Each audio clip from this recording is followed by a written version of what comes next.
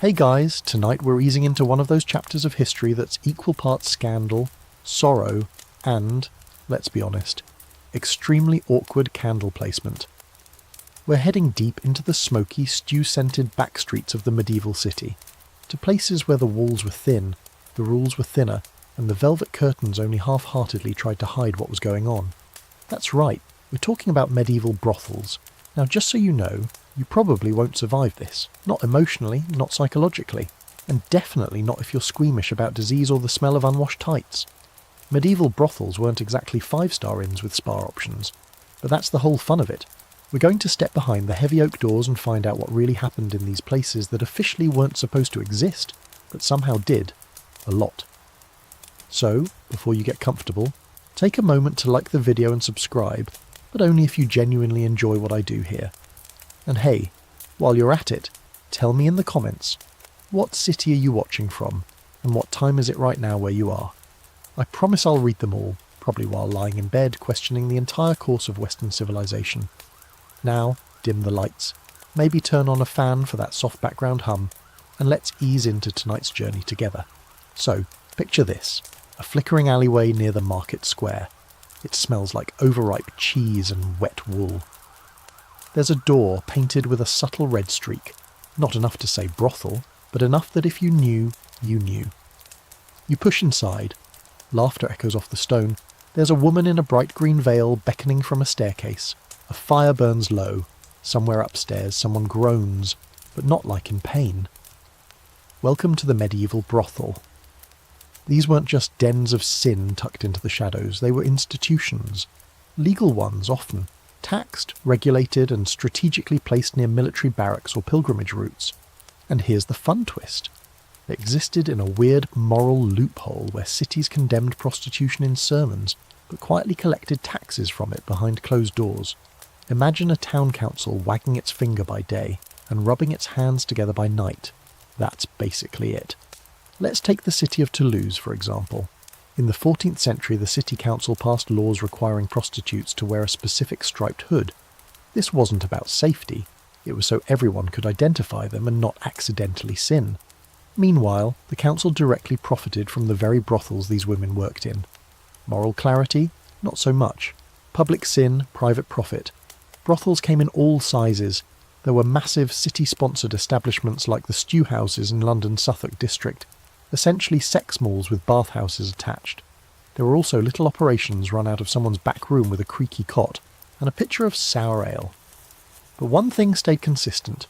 They were loud, chaotic, and deeply woven into the urban fabric. You'd hear them before you saw them. Music, laughter, the occasional drunken lute solo.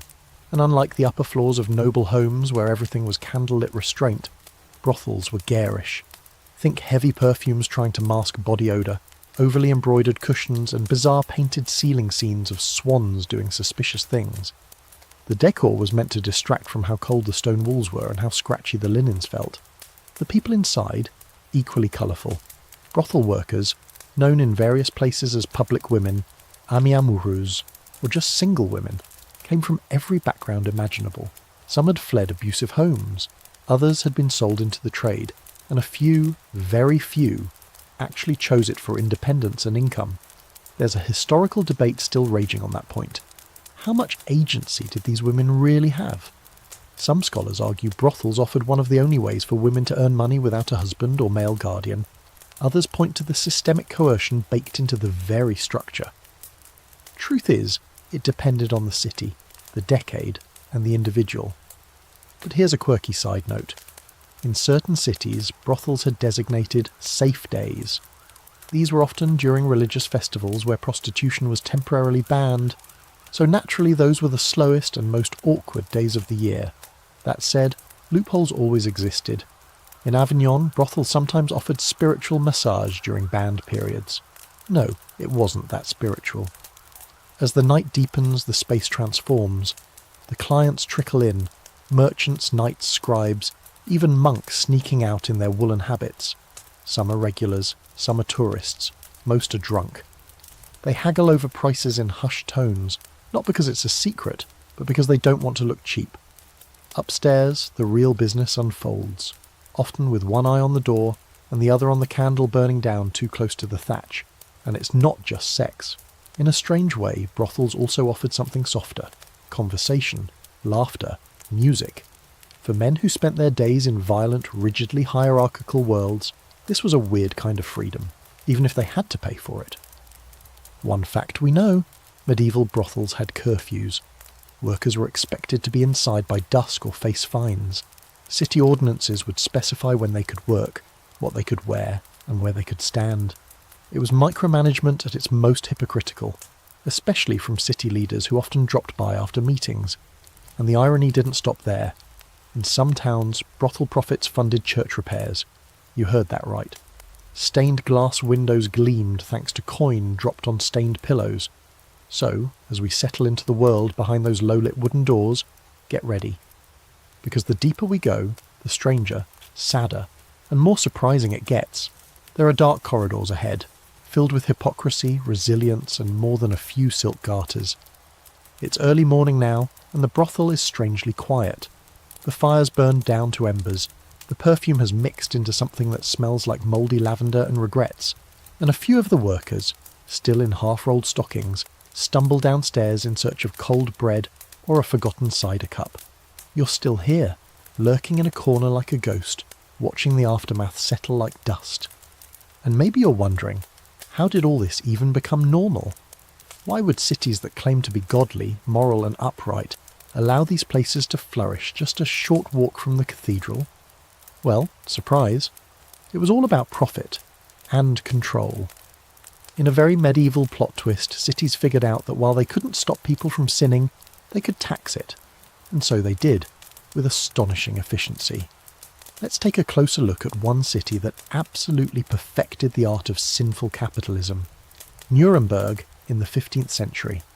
Officials there ran what was effectively a municipal brothel. That's right. The city itself owned the building, hired the madam, and enforced the rules. The goal wasn't exactly charity, it was containment.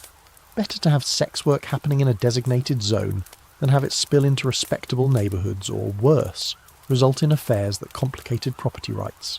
Gasp. Property was sacred after all. Prostitution was considered a necessary evil, something you tolerated to prevent worse outcomes, like, heaven forbid, adultery or monks seducing stable boys. So city councils set up red light districts. They made laws about how the brothel workers had to dress. They taxed their earnings and used the funds for very serious things, like bridge repairs and wall maintenance. Next time you admire the Gothic arches of some charming medieval town, just remember, it may have been financed by someone's drunken Saturday night. This public-private brothel system was so efficient, it makes modern zoning laws look lazy.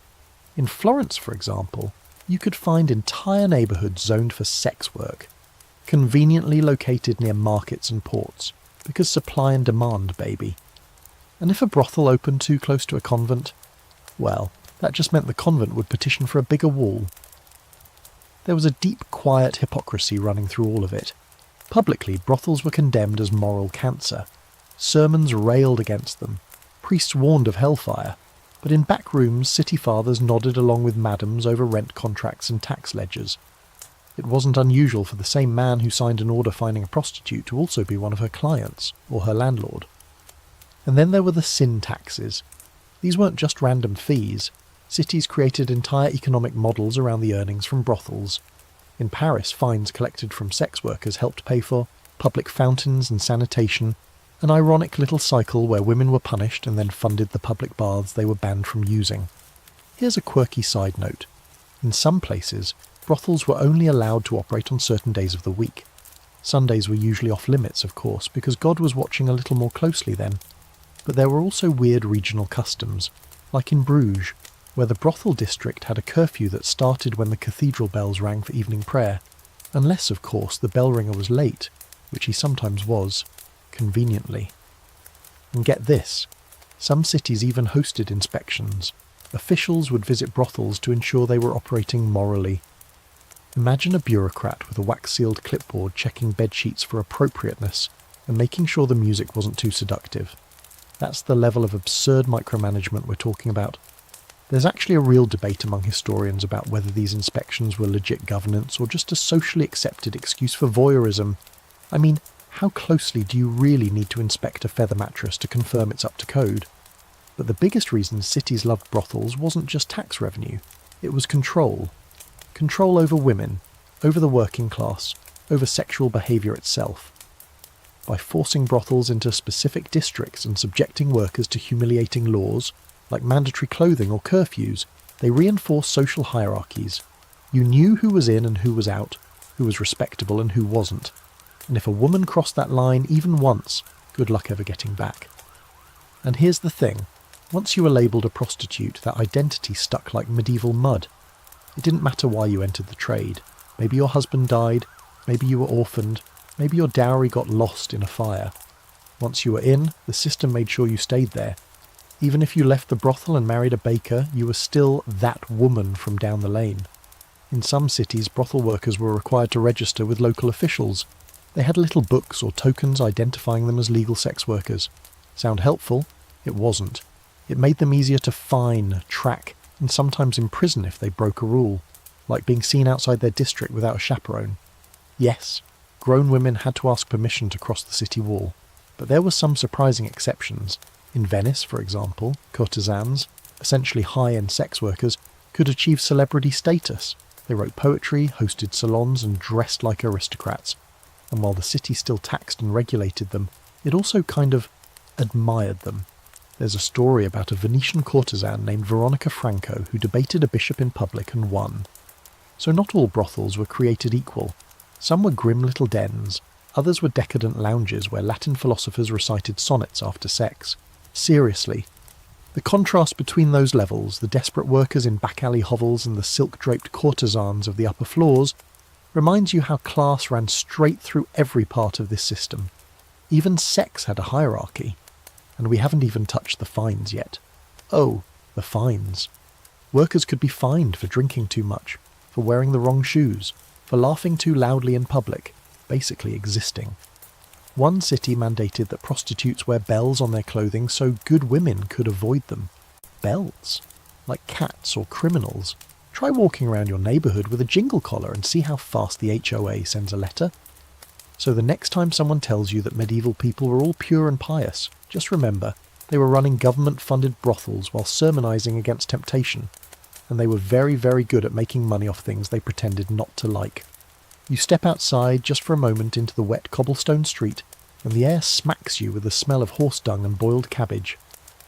A cat darts across the alley, chased by a rat the size of a goblet. You turn your head, and there it is, the infamous district, the one that even the priests mutter about under their breath while pretending to quote scripture. This is Southwark, just across the Thames from the heart of London, and if you're looking for medieval England's most open secret, you've found it. Southwark was the place. A red-light district before the term even existed. The king's men, the clergy, and peasants alike all knew what went on here. But the strange part, it wasn't technically under London's control. Southwark sat just outside the city walls, which meant it was governed by, you guessed it, the church, specifically the Bishop of Winchester. So while the bishop preached about chastity on Sunday, his office was collecting rent from brothels on Monday. The women who worked in Southwark's brothels weren't just prostitutes, they had a special title, Winchester geese. That's not slang, that's what they were officially called. Which, if you're thinking, wait, they named sex workers after birds? Yep. Exactly. It was a cruel joke and a way to dehumanise them. Goose was also slang for both disease and certain anatomical features. Bonus points for double entendre. These women weren't allowed to live inside the City of London proper, so Southwark became a self-contained zone of sin and survival. It had taverns, gambling houses, and dozens of brothels packed elbow to elbow like they were waiting to be condemned in alphabetical order. In fact, the stew houses, as they were called, were often built over bathhouses, hence the stew. Originally, they were just places to soak in a tub and maybe get a back rub, but we both know how that escalates. And once the curtains went up, no one was fooling anyone. But despite how regulated things were, the brothel workers in Southwark lived in a bizarre limbo. They had freedom, kind of. They could work, earn money, and sometimes even set their own terms. But they couldn't marry. They couldn't wear respectable colours like scarlet or blue, and they couldn't be buried in consecrated ground. Even in death they were reminded of who they were. There's a cemetery near the old brothel quarter, hidden under what's now a car park, that archaeologists have unearthed. They call it the Crossbones Graveyard. It was where the Winchester geese were buried, an unholy patch of dirt for the single women and other outcasts. No headstones, no records, just bones and whispers. And if that isn't bleakly poetic, I don't know what is. Back in the stew houses, the work was hard, repetitive, and dangerous. The women might take on 5, 10, even 15 clients in a day, many of them rough, some violent, and almost all of them carrying things no one could cure. They had to keep smiling, had to flatter, entertain, play the game. Because one bad night could mean being thrown into the street, no questions asked. There was always someone younger or prettier waiting to take your place. And the madams? They weren't always villains, but they were businesswomen first. They had to grease the palms of guards, pay off inspectors, and keep a delicate balance between profitability and disaster. A brothel that made too much noise, got too rowdy, or drew the attention of the wrong noble could be shut down overnight. Or worse, raided and burned by angry townsfolk pretending to be morally outraged. Which brings us to a lesser-known but endlessly strange fact. Brothel workers in Suffolk were technically under the bishop's protection. Like, legally. If someone assaulted one of them or tried to cheat her, she could bring a complaint, not to the city, but to the bishop's court. And sometimes she'd even win. Picture that. A prostitute walking into a religious courtroom, listing her grievances while a bishop adjusts his robe and pretends he doesn't know her by name. And here's something that continues to puzzle historians. Why did the church keep up the act? Why didn't they just shut it all down? There are theories, of course. Some say the church believed it was better to have sex work contained than scattered. Others say it was about money, always a good bet, and still others think the church just didn't want the political fallout. Shut the brothels and you'd suddenly have angry clients across all classes, including knights, including royal officials, including inconveniently other clergy. But the contradiction ran deep. Brothels like those in Suffolk operated in daylight, often with full knowledge of everyone involved. And yet, at the same time, they were coated in shame. You could visit one, joke about it with your friends, maybe even see your neighbour's husband leaving one, but you couldn't talk about it openly. It was the medieval version of don't. Ask, don't tell. With a lot more velvet and body lice. The women there weren't allowed to own property, couldn't testify in most courts, couldn't inherit, couldn't join guilds, but the economy couldn't function without them. Ports needed brothels, travelling merchants expected them, and armies, we'll get to that, relied on them for morale. The hypocrisy wasn't just a bug, it was the system. One more thing to make your blood pressure spike. Brothel workers in Southwark had to follow fashion laws that made them stand out on purpose. Some were forced to wear striped cloaks. Others weren't allowed to cover their hair. One law required them to wear shoes with the toes cut off. Yes, cut off. Like some ridiculous reverse Cinderella warning. These women don't belong at the ball. So next time you're in London, maybe walking near Borough Market or heading toward the Globe Theatre, just remember, beneath those cobblestones and hipster coffee shops lies a whole history of ghostly geese, medieval bathhouses and the strange half-legal world of regulated freedom. It's the part of London's past that no one wants to put on a postcard but still refuses to be forgotten. You sit quietly in the back corner of the common room as the last lantern sputters out and someone upstairs starts coughing again. The room is cold now, stripped of its earlier laughter and candlelit warmth, and the stone walls are once again just walls, not a stage for seduction but a container for the reality underneath. One of the women passes you, barefoot and blinking blearily in the gloom. You wonder who she is, how she got here, and how so many women, thousands across medieval Europe, ended up behind these velvet curtains in the first place. Let's start with the phrase, single woman, because that didn't always mean what you think it does. In many towns, single woman became a not-so-subtle code word for prostitute. You'd find it in tax records, court ledgers, even church rosters. If a woman wasn't married, wasn't part of a guild, and didn't have a male guardian listed beside her name, officials assumed, often without asking, that she was in the sex trade, and that assumption carried consequences. It meant fines, surveillance, and mandatory registration in many places. But why were so many women left in that position? The answer, of course, starts with poverty. In a society where women couldn't legally own land without a male relative, and where most jobs were closed to them unless they were nuns, laundresses, or bread bakers, the options were slim. The moment you lost your husband, your father, or your dowry, you were dangerously close to the edge, and sometimes the only way forward was through that crooked little alley that led to the brothel door. There were also orphans, hundreds of them, especially after plagues and wars swept through cities. Girls as young as 12 were taken in by brothel keepers with promises of food and shelter. There were no background checks, no training, no safety nets. One day you were helping in the kitchen of your aunt's inn.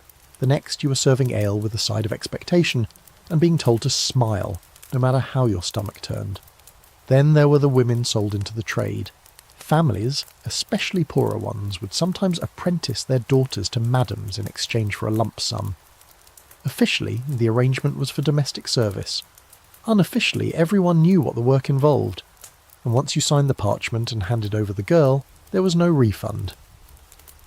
This brings us to one of the saddest ironies of medieval brothel life. Sometimes the brothel was the safest place a woman could be. Outside, in the streets, she risked being beaten, arrested, or sexually assaulted with zero chance of justice. Inside, she had a roof, regular meals, and at least some form of community.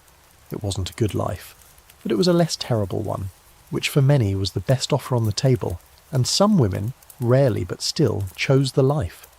Not because they dreamed of it, but because it offered a bizarre kind of independence. They could earn their own money. They could live without a husband. They could make decisions. A few of them, especially in bigger cities, even managed to save enough to leave the trade, buy a tavern, or become a brothel keeper themselves. They weren't respected, but they had leverage, and in a world built to deny women any power at all, that meant something.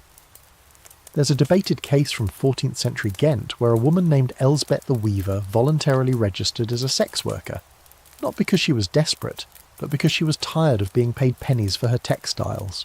She figured if she was going to be exploited anyway, she might as well be in charge of the terms. Scholars still argue whether that counts as empowerment or just a sharper form of despair. Probably both. And it wasn't just the cities. In smaller villages, sex work took a different form. Less official, less organised, but just as common. A woman might take in guests to support her family after her husband died in a farming accident, or she might offer companionship to travelling clerics who conveniently forgot their vows. These arrangements weren't labelled, but they were understood, and they often came with less protection than even the roughest brothel in town. Then there were the travelling workers, women who moved from city to city, sometimes under the guise of being seamstresses or musicians, offering their services at fairs, markets, or religious festivals. These were the clandestine sex workers, and they terrified authorities. Because unlike brothel-based workers, they weren't registered, weren't taxed, and couldn't be contained, which of course made them targets for harassment, arrest, or sudden disappearance. A quirky historical side note. In some cities, brothel workers had to carry tokens, badges, or ribbons that identified them as legal sex workers. These little markers served as both branding and control. No ribbon? You were breaking the law, but wearing the ribbon made you a walking target for every insult, grope, or street-level preacher with an opinion. It was the worst name tag ever invented. And still, despite everything, these women built small lives. They shared jokes in the dressing rooms. They watched each other's children. They learned tricks to keep clients from getting too rough or drunk. They had favourite songs, favourite perfumes, inside jokes, superstitions. Some of them scribbled poetry in the margins of old account books. Others kept pet birds in their windows, geese mostly, in a weird nod to their unofficial name. There are records of brothel women forming unofficial unions, banding together to protest a madam's abuse or demanding better pay from clients. These moments are fleeting in the archives, but they show something important. They weren't passive victims, they were survivors, sharp, stubborn, and often funny in the face of everything trying to crush them. But society didn't want to hear their voices. When they tried to leave the trade, they found doors slammed shut. Marriage? Only if the man was desperate. Honest work? Only if no one recognised them. Religious redemption? Maybe, if they cried hard enough and wore sackcloth for 5 years. And even then, someone would whisper behind their back, so here you are, still sitting in the quiet of the brothel, as the women begin to stir and stretch, and ready themselves for another day. You look around and the faces are different now, some younger, some older, all carrying the same weariness in their eyes. These are the single women of medieval Europe. Not saints, not sinners, just women who had no other choice, or who made a choice no one wanted to understand. The smell of frying onions wafts in from a nearby tavern, sharp and smoky in the morning haze. Someone singing off-key down the alley, and the sound of wooden shutters slamming open echoes between the damp stone walls. The brothel is waking up. But if you think the women here are running the show on their own, think again. Tonight, we're pulling back the curtain not just on the workers, but on the people behind the brothels, the ones who pull strings, balance ledgers, grease palms, and sometimes wear way too much velvet for someone who doesn't actually work in a bed. Let's talk about madams, pimps, and the delicate balance of power that held medieval brothels together like sagging thatch on a rainy roof. First off, the idea of a lone woman running a brothel isn't just legend. It happened. Especially in cities where brothels were legally sanctioned, a madam could have an actual contract with the city, rent from the church, and a business license. Yes, a license. Picture a scroll with wax seals that says, in ornate calligraphy, "You may now operate your house of ill repute on Church Street, provided you collect your taxes quarterly and don't set anything on fire." These women weren't amateurs. They were business managers, security supervisors, customer service reps, and, let's be honest, occasional bouncers. They hired the workers, made sure no one stiffed them on payment, and paid city officials their bribes. I mean, regulatory fees. Some madams even had lawyers. Imagine that meeting. "Your Honour, my client merely offered companionship and fine ale. Any moaning was purely theological." In larger establishments, madams often wielded serious influence. They knew who visited, who paid, who begged for credit, who cried afterward. That information was worth a lot. There are records of brothel owners selling gossip to city officials or threatening to reveal a noble's preferences if rent negotiations didn't go their way. If you're picturing a blackmail-powered Game of Thrones with fewer swords and more satin, yep, you're getting it. Now, not every madam had power. Some were just older workers who aged out of the trade and took on management because it was safer and slightly less exhausting. Others were barely scraping by, constantly dodging debt collectors and city fines. But the myth of the cruel, corset-wielding brothel tyrant, it's only half true. Many madams had to walk a tightrope every day, protect their workers just enough to keep things running, but not so much that they got accused of running a disorderly house. Because guess what? Disorder was bad for taxes, and then there were the pimps. Not all brothels had them, especially not the state-sanctioned ones. But where they did exist, their role was grim and simple: control. Pimps, usually men, weren't businessmen so much as enforcers. They kept workers in line with threats or violence. They extracted a cut from every transaction. And in cities where prostitution was illegal or underground, they often functioned as bodyguards and jailers rolled into one.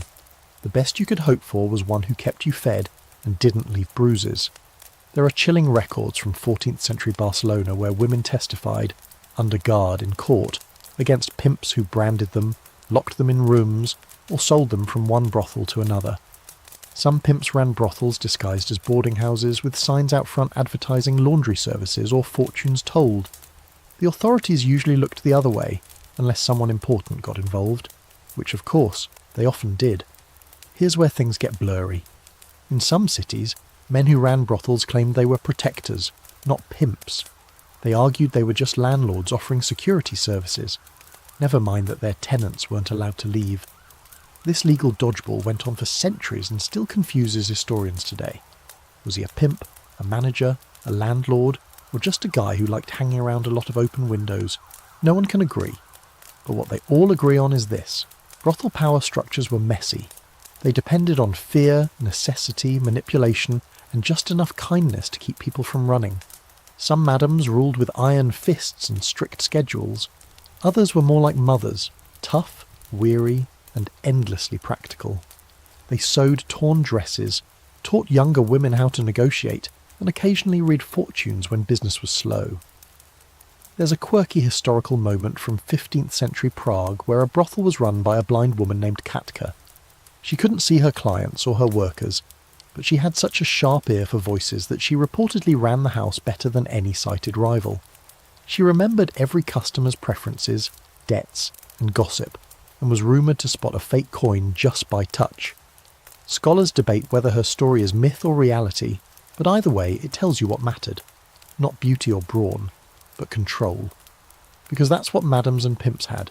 Control over space, bodies, and, most dangerously, information. They knew things, knew how city politics worked, knew how to keep secrets, or how to sell them. In a world where priests and judges visited brothels as often as taverns, that knowledge was gold, or at least good for an extended lease. Of course, sometimes the power turned. When a madam grew too wealthy, too visible, or too opinionated, she could be dragged down fast. All it took was one bishop with a grudge, or one jealous husband with a dagger. Brothels were tolerated, but never truly safe, and the people who ran them walked a line thinner than a wine-soaked stocking. And let's not forget the clients in all this, because part of the madam's job was managing them too, making sure they paid, making sure they didn't get violent, making sure they didn't die in the middle of anything inconvenient. You laugh, but there's an infamous case from Paris where a nobleman actually expired mid-encounter, and the madam had to quietly roll him out the back door before the city watch arrived. The brothel was fined. The woman involved was blamed for unholy vigour. The dead man got a Christian burial. Medieval justice, ladies and gentlemen. So next time you picture a medieval brothel, don't imagine it as a free-for-all of sin and giggles. Think spreadsheets. Think bribery. Think tense negotiations over rent and velvet curtain cleaning fees. Think politics with perfume. And maybe raise an eyebrow at the idea that these women, and the people who managed them, were somehow unimportant. Because behind every knight's swagger and monk's sermon, there was often a brothel ledger, carefully balanced and quietly humming in the background. The sun's climbing higher now, pale and watery through a veil of soot and fog, and the streets around the brothel are getting busy. Merchants shout over wheels creaking across stones. Fishmongers display yesterday's catch like it's fresh. Church bells clang to remind you of your sins, and above it all, the brothel's windows creak open one by one, airing out the stale air of a long night. If you look closely, you'll spot something peculiar. Velvet drapes, bright ribbons, and a few lingering gentlemen adjusting their boots before slinking off. But what you don't see, the part hidden behind that facade, is the math, the logistics, the hard, grimy business of sex. Let's talk about the rates, the rooms, and the sheer reality of what was bought, what it cost, and why none of it smelled like roses. First up, prices. A night with a brothel worker in medieval Europe wasn't exactly cheap, unless you were in a hurry, in which case there were express options. The rate depended on your social class, the brothel status, and the time of day. In a top-tier London stew house, a full session with food and a bath might cost a silver groat or more. But in the seedier quarters of Prague or Marseille, you could bargain down to a handful of copper coins, maybe even pay in goods, like wool, salt, or, tragically, a really nice onion. Brothel menus, yes, actual menus, listed services and prices. Some were painted on the walls, others were written in crude rhyme and sung by children outside to draw in customers, because medieval life was nothing if not horrifyingly casual about things. For example, in 15th century Augsburg, a recorded price list offers a toss in the hay for the cost of one loaf of bread and a shot of schnapps. That's not romantic. That's just carbs and coping. Now let's talk about what that payment bought. There were levels. If you paid more, you got more privacy, better wine, and maybe even silk sheets. Though silk might mean the least stained sheet we have left. For lower-paying clients, it was usually a rough mattress on the floor or a shared bench with a moth-eaten cushion. No privacy, no comfort, just a candle melting too close to someone's elbow, and a madam tapping her foot outside the door, watching the hourglass. And the rooms? Don't let Hollywood fool you. These weren't candlelit love dens draped in rose petals. Most brothel rooms were damp, draughty, and filled with whatever furniture hadn't been stolen or broken. You'd find straw mattresses crawling with lice, threadbare curtains barely hanging on, and chamber pots that hadn't been emptied since the Feast of St. Blasius. If the bed wasn't broken already, it probably would be by morning, either from use or from some drunk tripping over it on the way to pee in a corner. Lighting was inconsistent. Candles were expensive, so many brothels relied on the small round windows cut high into the walls, called hag holes, to let in daylight. That meant no privacy from peeping neighbours or the occasional goose that wandered in. Some rooms didn't even have doors, just heavy woolen drapes, and the sounds. Let's just say you got used to hearing things you couldn't unhear. Now, let's address the hygiene situation, which was not great. Brothels, even the fancy ones, weren't exactly sanitary. Sheets were rarely washed. Water was reused in baths until it resembled soup. Workers did their best. They used herbs, vinegar rinses, and perfumes to mask odours. But there's only so much lavender can do when you've got 20 men a night and no running water. There are records from Lübeck and Vienna where brothel regulations actually required workers to bathe once a week. Once a week. That was considered progressive. They also mandated the use of clean linens and banned filthy straw, which raises a grim question. What exactly was filthy enough to be banned if all straw was basically shared with rats? Tooth care was equally minimal. People chewed parsley or fennel to freshen breath. A few brothel workers even rubbed crushed sage on their teeth or carried clove buds in their pockets. But when half your clients were missing teeth anyway, the bar wasn't exactly high. And let's not pretend the brothel experience was a spa day for the workers. Most of them dealt with injuries, bruises, scratches, worse, and there was little time to rest. You finished one client, wiped down with a wet cloth, maybe splashed your face with cold wine, and braced yourself for the next. No downtime, no sick leave, and if you refused too many customers, the madam might dock your pay or threaten to kick you out. Speaking of pay, most workers didn't get to keep much of what they earned. A hefty cut went to the madam, another to the city, via taxes, and sometimes a portion to guards or pimps for protection. That meant that for every silver coin earned, the worker might only keep a sliver. Enough for food, a bit of soap, and maybe a cheap ribbon from the market. And in case you're wondering, yes, medieval brothels had theft problems. Workers were robbed by clients. Clients were robbed by other clients. There are hilarious and sad court records of men complaining their boots were stolen mid-coitus, or waking up to find their purses gone. One man in Bruges even claimed his entire belt pouch and pants had vanished. The brothel madam insisted he donated them willingly. We'll call that a draw. Here's a quirky fringe fact. In some brothels, workers wore bells on their ankles, not just to advertise themselves, but to keep time. A certain number of rings per session, then the client had to pay again or leave. Like an old-timey version of a parking meter that jingled with every movement. Romantic, right? Historians still debate just how standardised this all was. Some say the brothel economy was shockingly organised, like mini-hotels with check-in hours, menus, and even loyalty perks. Others argue it was mostly chaos, held together by tradition and desperation. Truth is, it varied city by city, house by house. But what's clear is that nothing about the work was easy, glamorous, or remotely fair. So next time you walk past a posh velvet curtain in a modern hotel, remember the legacy behind it. The scratched floorboards, the creaky mattress, the broken latch, and the generations of women who learned to count coins by candlelight, stitched their own chemises between shifts, and tried, somehow, to keep a sliver of themselves safe behind the math of survival. It's late afternoon now, and the alley's a little less frantic. Shadows stretch across puddles, and the smell of roasting meat wafts in from a street cart you don't entirely trust. In the brothel, the workers are preparing for the next wave. Fresh linens laid out, or at least turned over. Bodices tightened, rouge dabbed on cheeks that have already seen too many customers today. It's almost time for the evening crowd, and with it comes a particular breed of customer. The medieval man, armed with coin, codpiece, and enough questionable hygiene to make your nose consider early retirement. Let's talk about the clientele. Who actually showed up to brothels? Short answer, everyone. Longer answer, merchants, knights, students, monks, fishmongers, stable hands, nobles in disguise, and the occasional overworked scribe looking for an evening that didn't involve parchment. Brothels were the great equalizers of medieval society. You could find a peasant and a noble under the same roof, sometimes even in the same bed, though probably not by choice. These men came in with expectations, fantasies of beauty, obedience, and a warm body that somehow knew exactly what they wanted before they said a word. What they got, more often than not, was a tired woman doing her best to stay awake, pretending not to notice the clink of coins being counted under the sheets. But the clients didn't care. To them this was an escape, an evening of release, where they didn't have to follow rules or answer to wives or clergy. It was a rare space where their desires were not only allowed, but expected. The behaviours ranged from awkward to horrifying. Some men were gentle, shy even, fumbling through the encounter like they were terrified of touching another human being. Others treated workers like furniture, issuing orders and threats, convinced their coin bought total control.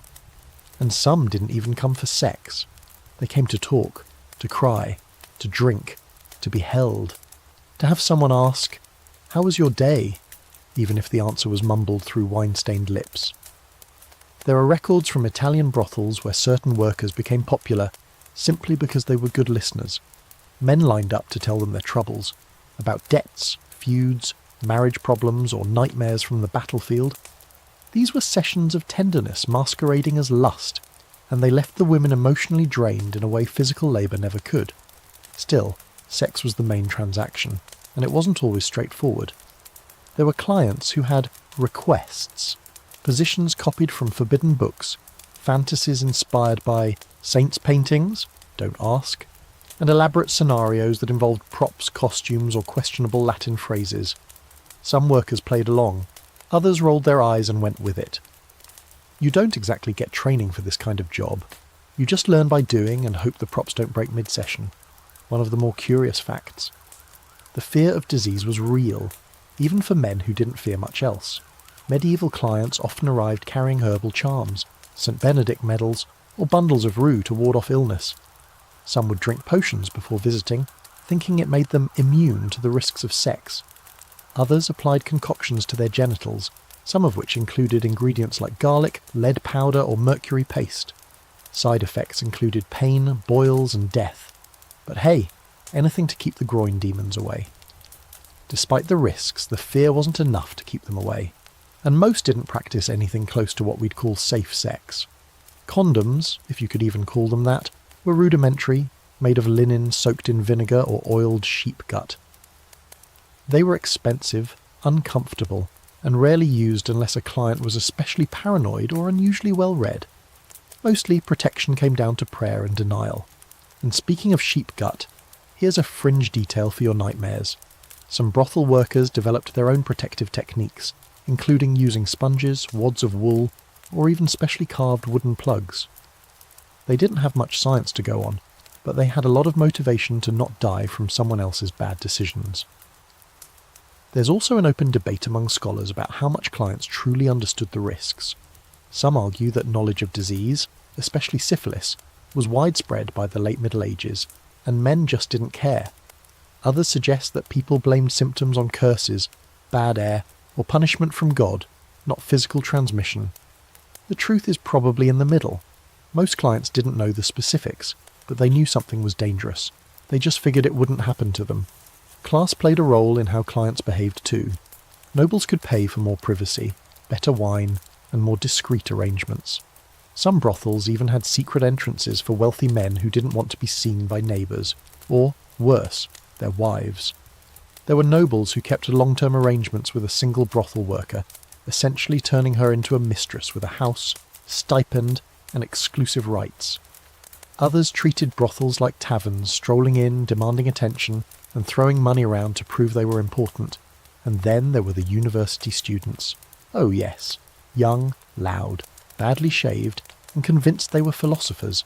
They flooded brothels near colleges, often in groups, drunk off cheap wine and eager to quote Aristotle while untying their boots. In Paris, Oxford, and Bologna, records show brothel disturbances caused by scholars who refused to pay, tried to steal curtains, or challenged other clients to duels over everything. If anyone deserved to be banned, it was them. But their parents had money, so they were always welcomed back. Despite the chaos, most brothels tried to maintain some form of order. Clients who got violent might be banned, or at least charged extra for the damages. Drunkards could be tossed out into the street by guards, or if the brothel was connected to city officials, taken to the stocks. Some madams even kept client blacklists, though enforcing them was difficult when coin was short. It's easy to imagine the clients as villains, and often they were. But like everyone in this system, they were also trapped. Trapped in social roles, marriages without affection, rigid expectations of masculinity, and a culture that taught them desire was dirty but unavoidable. Some were cruel, others were just lost. So when you picture that brothel window creaking open at dusk and the first customer stepping in, cloak drawn, hat low, eyes darting, know this: he's not just buying sex, he's buying escape. From poverty, powerlessness, piety, or pain. He's bringing in his shame and secrets, and he's hoping they'll disappear behind the curtain. They won't. But for a few silver coins, he'll pretend they do. The light fades faster now, casting long, sharp shadows down the alleyways as the city eases into night. Inside the brothel, candles are lit, the scent of beeswax mingling with stale wine and perfume trying too hard. There's a nervous energy in the air tonight, like everyone's waiting for something, or someone to go wrong. And it's not paranoia. It's a deep, familiar hum of dread that creeps under the skin of every worker in the house. Because if there's one thing scarier than a drunk noble, it's disease. And if you're a medieval brothel worker, it's not just illness. It's stigma, exile, and sometimes death. Tonight we're diving headfirst into one of the most horrifying corners of this world. The health systems, if you can call them that, designed to manage the chaos of sexually transmitted diseases. We're talking about regulation, suspicion, herbal guesswork, and leeches. Lots of leeches. First, the basics. Medieval medicine didn't understand germs. People thought diseases came from bad humours in the body or from miasmas, foul-smelling air. You didn't catch a disease from someone else. You caught it from the air they had corrupted with sin, lust, or maybe just garlic breath.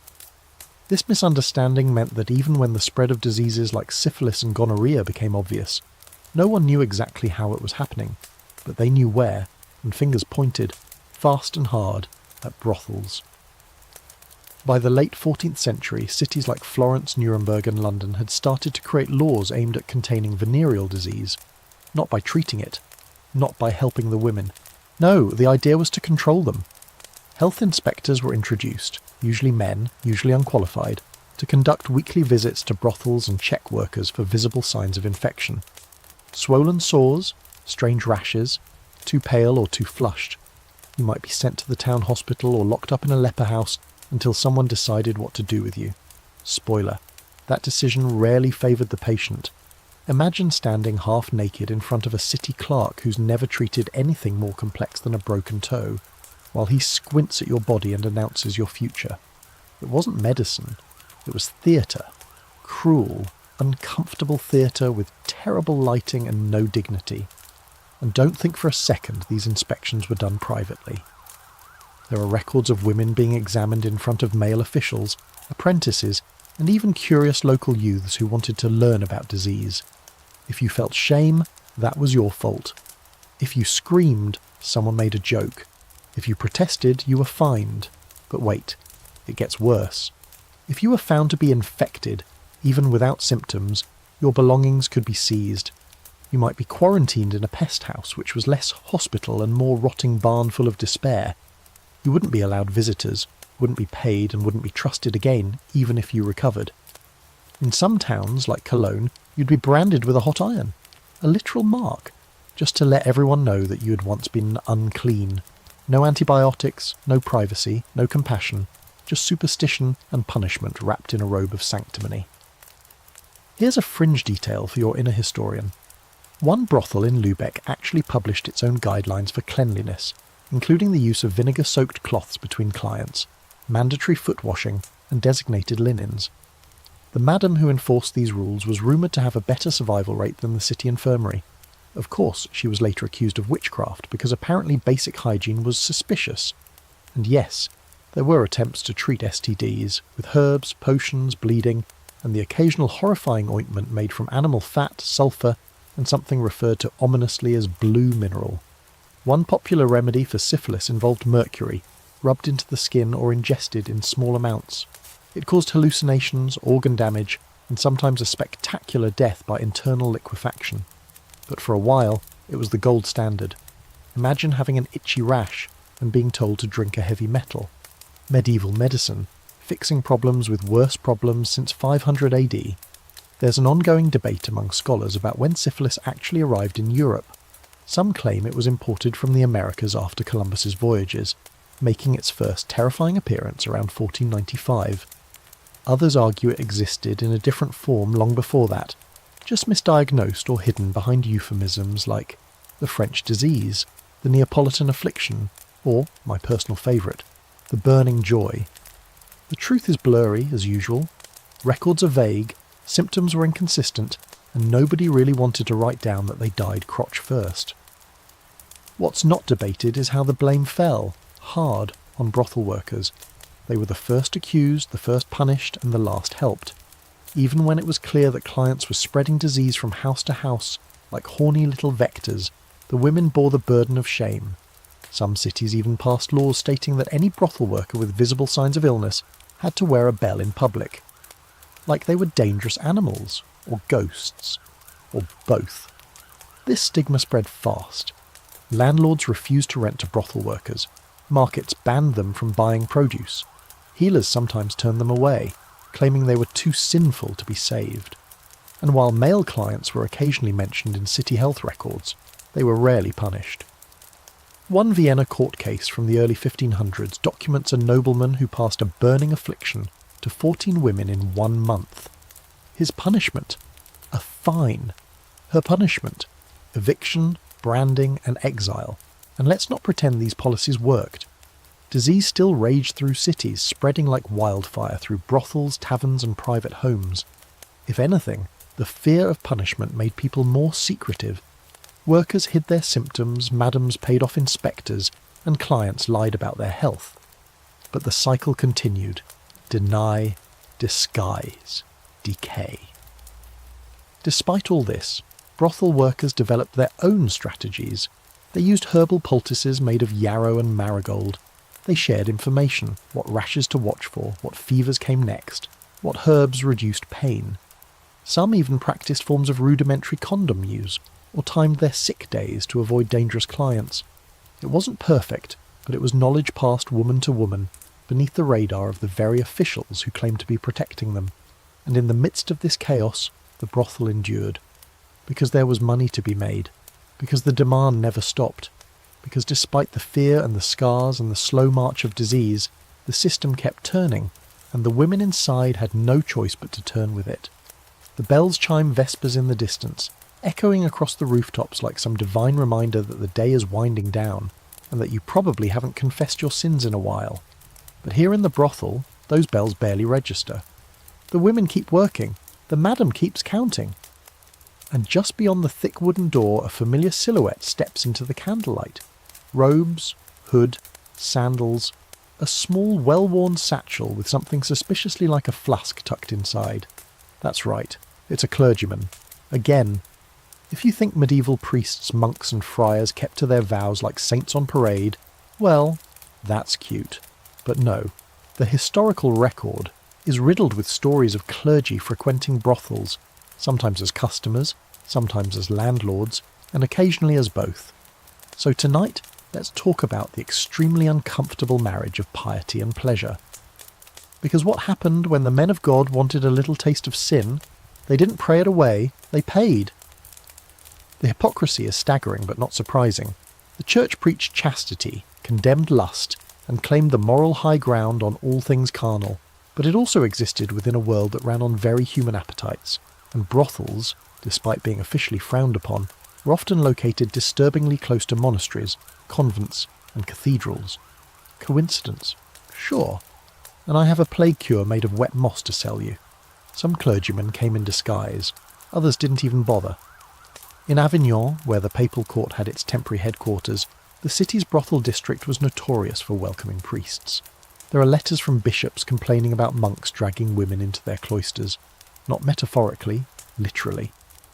The line between sacred space and rented mattress was, at best, porous. A notorious example comes from 14th century London, where an Augustinian friar was caught in a brothel during Lent, claiming, get this, that he was there to offer confession to the fallen. He was reportedly naked at the time. When asked about this discrepancy, he insisted the woman he was visiting was in great need of spiritual relief. Interpret that as you will. But it wasn't always secret. In some cases, the church directly benefited from prostitution. The Bishop of Winchester, as we've mentioned, owned much of the Suffolk district and collected rents from the brothels there. These weren't one-off arrangements. They were formal, contractual, and very lucrative. Some brothels even paid a yearly fee to the local parish to remain in good standing. An ironic phrase, if there ever was one. This contradiction, moral condemnation on paper, indulgence in practice, has baffled historians for centuries. Was it institutional blindness? Cultural convenience? A case of do as I say, not as I do on a divine scale? The answer seems to be yes to all of the above. And clergy weren't just clients. In some towns they were silent partners. A monk might inherit property from a dying relative and lease it out as a brothel. A priest might collect rent from a building that happens to house 12 women and a large number of unclaimed shoes. One account from 15th century Cologne describes a priest who rented an upper floor to a madam, then charged extra for using his private backstair. Entrepreneurial spirit? Blasphemy? Again, yes. But this wasn't without risk. Church laws technically prohibited fornication by clergy. If caught, the consequences range from penance and fines to excommunication. But in reality, most were quietly moved to another parish, or told to pray harder, or, in the worst cases, promoted if their sins weren't too public. After all, losing a good tithing priest over a few evening indulgences just didn't make sense for business. Still, scandals erupted. In Florence, a Dominican friar was accused of fathering 6 children with a brothel worker he visited weekly. When questioned, he claimed she was a blessed temptress sent to test him. That argument didn't hold up in court, but it did earn him a footnote in several heresy trials. And let's not forget the whispers about Pope Alexander VI, whose appetite for pleasure became so notorious that some reformers wanted to shut down all brothels just to stop him from showing up. There's a fringe but fascinating tradition in medieval Spain where certain monasteries kept penitent houses, supposed safe spaces for women leaving prostitution. These were, in theory, charitable institutions. In practice, many doubled as places where clergy kept their own concubines under the banner of spiritual rehabilitation.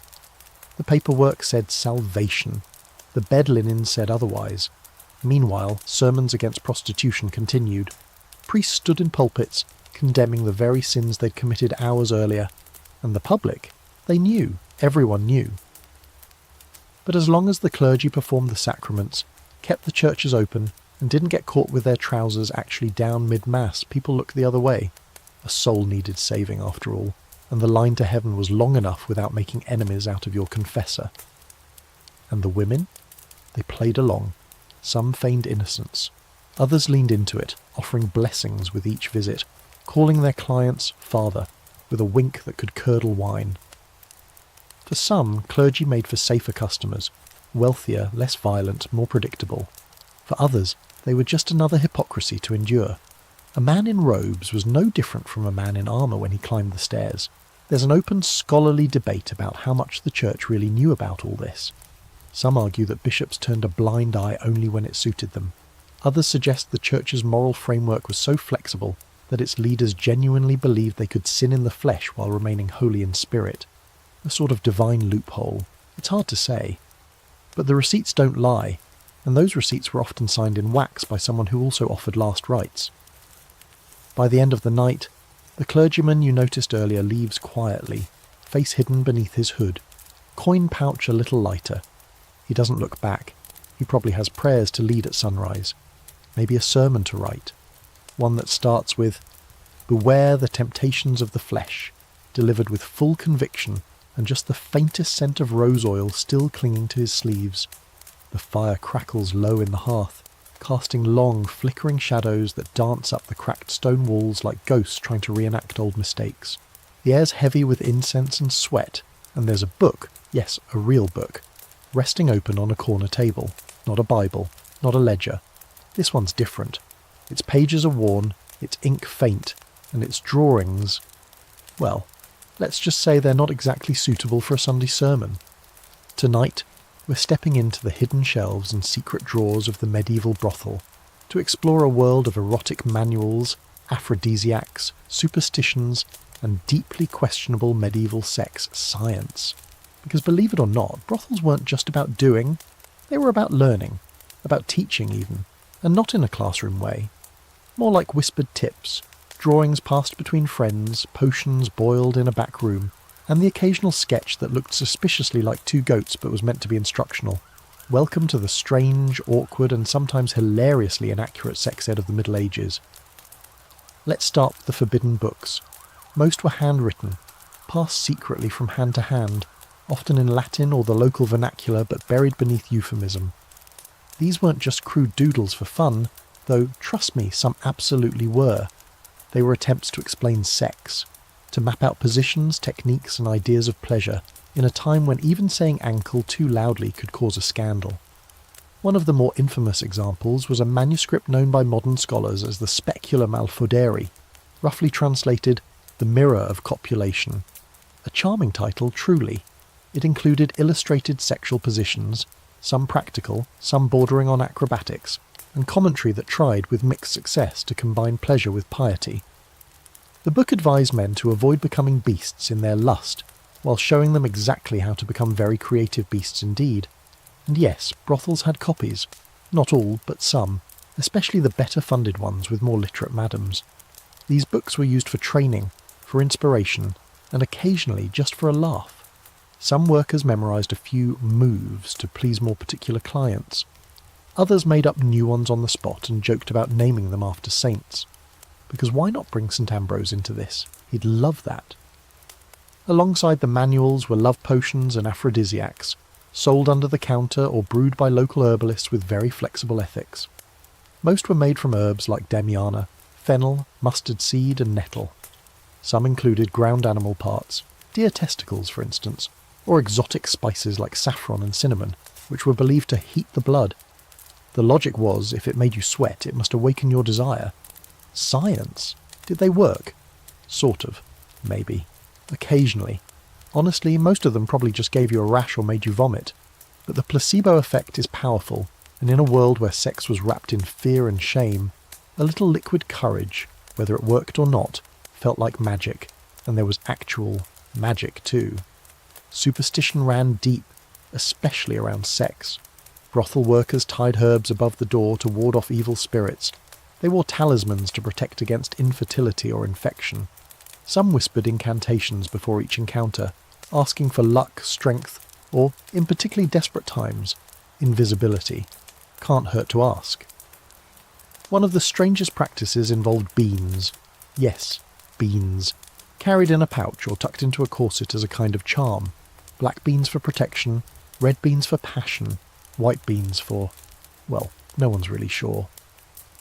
The origins of the practice are murky, but records from French and Spanish brothels show women listing magic beans in their personal inventories. Maybe they worked. Maybe they just felt like something they could control in a world that took everything else. There were also songs, saucy little verses that doubled as mnemonic devices for technique. Think limericks about how to position your legs or where to put your hands. They were passed along from older workers to younger ones, often edited and localised. One English brothel had a chant that went, "Bend the knee for the bishop's eye, but keep the coin for he lifts the thigh." Catchy, right? It's medieval sexual wisdom disguised as tavern poetry. Now let's not pretend this was all fun and educational. These tools of the trade were also tools of survival. Brothel workers used erotic knowledge to stand out, to keep clients interested, to avoid punishment for being boring or unskilled. In a job where refusing a customer could mean the difference between dinner and starvation, knowing one more trick might keep you in good graces for another week. And let's be honest, some clients expected expertise. They came in demanding the special treatment they'd heard about from a friend, or seen scribbled in a monk's margin notes. Show me the trick from the Venetian girl. Do the thing with your ankle and the candle. It was theatre, a routine, and the workers were actors, directors, and stagehands all at once. This brings us to a scholarly debate that still circles like a pigeon at a city square. How much of this erotic knowledge was actually empowering? Were these women reclaiming some agency through technique and knowledge? Or were they simply adapting to survive under impossible conditions? The answer predictably is both. You can be a victim of a system and still become brilliant at navigating it. And sometimes, that brilliance looked like a hastily drawn diagram of something that might qualify as illegal in at least 3 kingdoms. There are also reports, rare but telling, of brothel workers refusing certain acts. Too dangerous, they'd say, or not decent. And yes, there was a hierarchy even among sin. Certain positions were seen as wifely, others as disgraceful, and some as just not worth the backache. Workers had their boundaries, and while those weren't always respected, they were real. and enforced with sarcasm, negotiation, or in some cases a well-aimed boot. So tonight, as the brothel hums back to life, with wine flowing and windows glowing, picture that little book on the table. Picture the herbs hanging in the corner. Picture a woman laughing as she folds a cloth into a shape meant to teach an apprentice something that probably shouldn't be taught with a napkin. It wasn't glamorous, it wasn't clean, but it was clever, and for many it was the closest thing to power they had. It's deep into the night now, the hour when the fire has burned down to lazy red embers, and the streets outside the brothel are still. Too still. The drunks have passed out, the last of the customers have stumbled home or curled into borrowed corners upstairs, and downstairs in the kitchen, a woman scrubs the same cup she's already cleaned 5 times. Everyone's waiting for dawn, but inside one of the rooms, behind a velvet curtain that doesn't quite reach the floor, something darker has played out, something you won't find listed on the brothel menu or whispered about with the usual jokes. Because this next part, it's not funny. It's about obsession, purity, and the brutal price paid by anyone born into the myth of the virgin. Let's talk about the very real, very medieval, very horrifying obsession with virginity. If you think modern ideas about purity are weirdly intense, medieval Europe said, "Hold my wine-stained manuscript." Virginity wasn't just a preference, it was an ideal, a commodity, a symbol of status, virtue, and mystic holiness, all wrapped in one terrifying concept that could make or break a woman's life before she'd even spoken a full sentence. This obsession reached deep into the brothel. You'd think, logically, a brothel wouldn't concern itself with something as contradictory as virginity. But oh, it did. Because clients wanted it. Badly. And they were willing to pay absurd amounts for it. Some paid enough to keep a woman fed for months. Others offered land, horses, even political favours, just for the illusion of deflowering a pure girl. And here's the bleak twist. Brothels provided. They offered virgins to high-paying clients. Whether or not the girl actually was one, it didn't matter. The performance mattered. Blood-stained sheets were faked. Shy behaviour was rehearsed. Sometimes chicken blood was used. Other times the woman bit her own lip hard enough to bleed. It was theatre again, but this time the stakes were violence. In some cases girls were actually virgins, sold into the brothel or taken in under false promises. These were often orphans, teenagers, or desperate daughters from impoverished families. Their first client wasn't a gentle welcome into womanhood. It was an act of brutal transaction. There are records too many to ignore of girls as young as 12 being offered to clients under the guise of purity. Some brothels even advertised it, coded but clear. A new flower in bloom. Unopened treasure. You didn't have to read between the lines, it was all right there, sickeningly poetic. There's one account from 15th century Lyon where a nobleman paid a small fortune for the untouched one, only to return 2 nights later demanding another. The girl in question, dead. Internal injuries. No investigation, no charges. The brothel simply replaced her. So yes, this obsession came with blood, sometimes staged, often not. And it was rooted in the belief that virginity was a form of spiritual currency, a holy state. Something sacred that, once lost, rendered a woman permanently changed, lesser. This wasn't just religious fluff, it was encoded into laws. In some cities, a woman's virginity determined her dowry, her legal worth, her chance at protection under the law. Which is to say, once it was gone, the world treated her as disposable. And yet, paradoxically, virginity was eroticized like mad. Men wanted it, priests preached about it, artists painted it, poets compared it to snow, lilies, glass, and all sorts of other fragile things that don't handle pressure well. And the women? They were caught in the middle, expected to remain pure in a world where poverty, coercion and survival made that almost impossible. Even within the brothel, hierarchy played out along this line. Younger girls, especially those perceived to be virgins, could demand higher prices. Older women were pushed to take more clients for less pay, and once you'd lost that first-time value, whether truly or just in perception, you slipped down the ladder fast. There's a fringe belief that some brothel workers tried to restore their virginity using herbal poultices or mechanical tricks. One recipe from Venice included egg whites, crushed rose petals and goat's milk, applied with fingers crossed and a lot of wishful thinking. It didn't work, obviously, but the hope behind it, that maybe you could go back, reset the clock, be seen as valuable again, is heartbreaking. Meanwhile, some clients weren't just obsessed with purity, they were obsessed with violating it. There's a darkness here that no candlelight can soften. For certain men, especially those in power, the act of taking virginity wasn't about sex at all. It was about domination, a show of control, the idea that they could purchase what others revered. There are accounts of kings sending trusted men to locate virgins for their entertainment. These weren't romantic trysts. They were calculated, often violent and entirely one-sided. And if the woman resisted, that wasn't seen as a red flag. It was part of the performance. A reluctant virgin was more prized than a willing one. The line between roleplay and real harm dissolved, and in many cases no one cared to redraw it.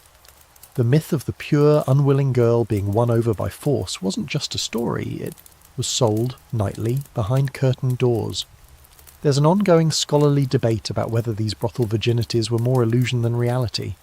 Some historians argue that the whole economy of first-time sex was staged, choreographed with props and actors like a terrible pageant. Others insist that many of these girls were genuinely untouched before their brothel debuts, and that the damage, physical and emotional, was real and rampant. The truth, as always, likely floats in between. Real pain wrapped in pretend innocence. But what's undeniable is this. The fetishization of virginity was never about women. It was about men's fantasies, their control, their need to mark, own and degrade something they'd decided had value only in its untouched state. And when that value was gone, the woman was cast off, replaced, or expected to simply smile and carry on like it hadn't mattered. So now, as the city sleeps and the brothel winds down, think of the beds upstairs. Think of the girls brought in with promises of work, only to discover that their worth lay in what they hadn't done yet. Think of the linen sheets stained more by performance than passion. Think of the myth that purity equals value, and how deeply it cut into the lives of women who had so little to begin with. And then think of the silence that followed, how no one talked about it the next morning, how the coin still changed hands, how the world kept turning. The grey light of morning creeps in again, painting the floorboards with streaks of ash and lemon.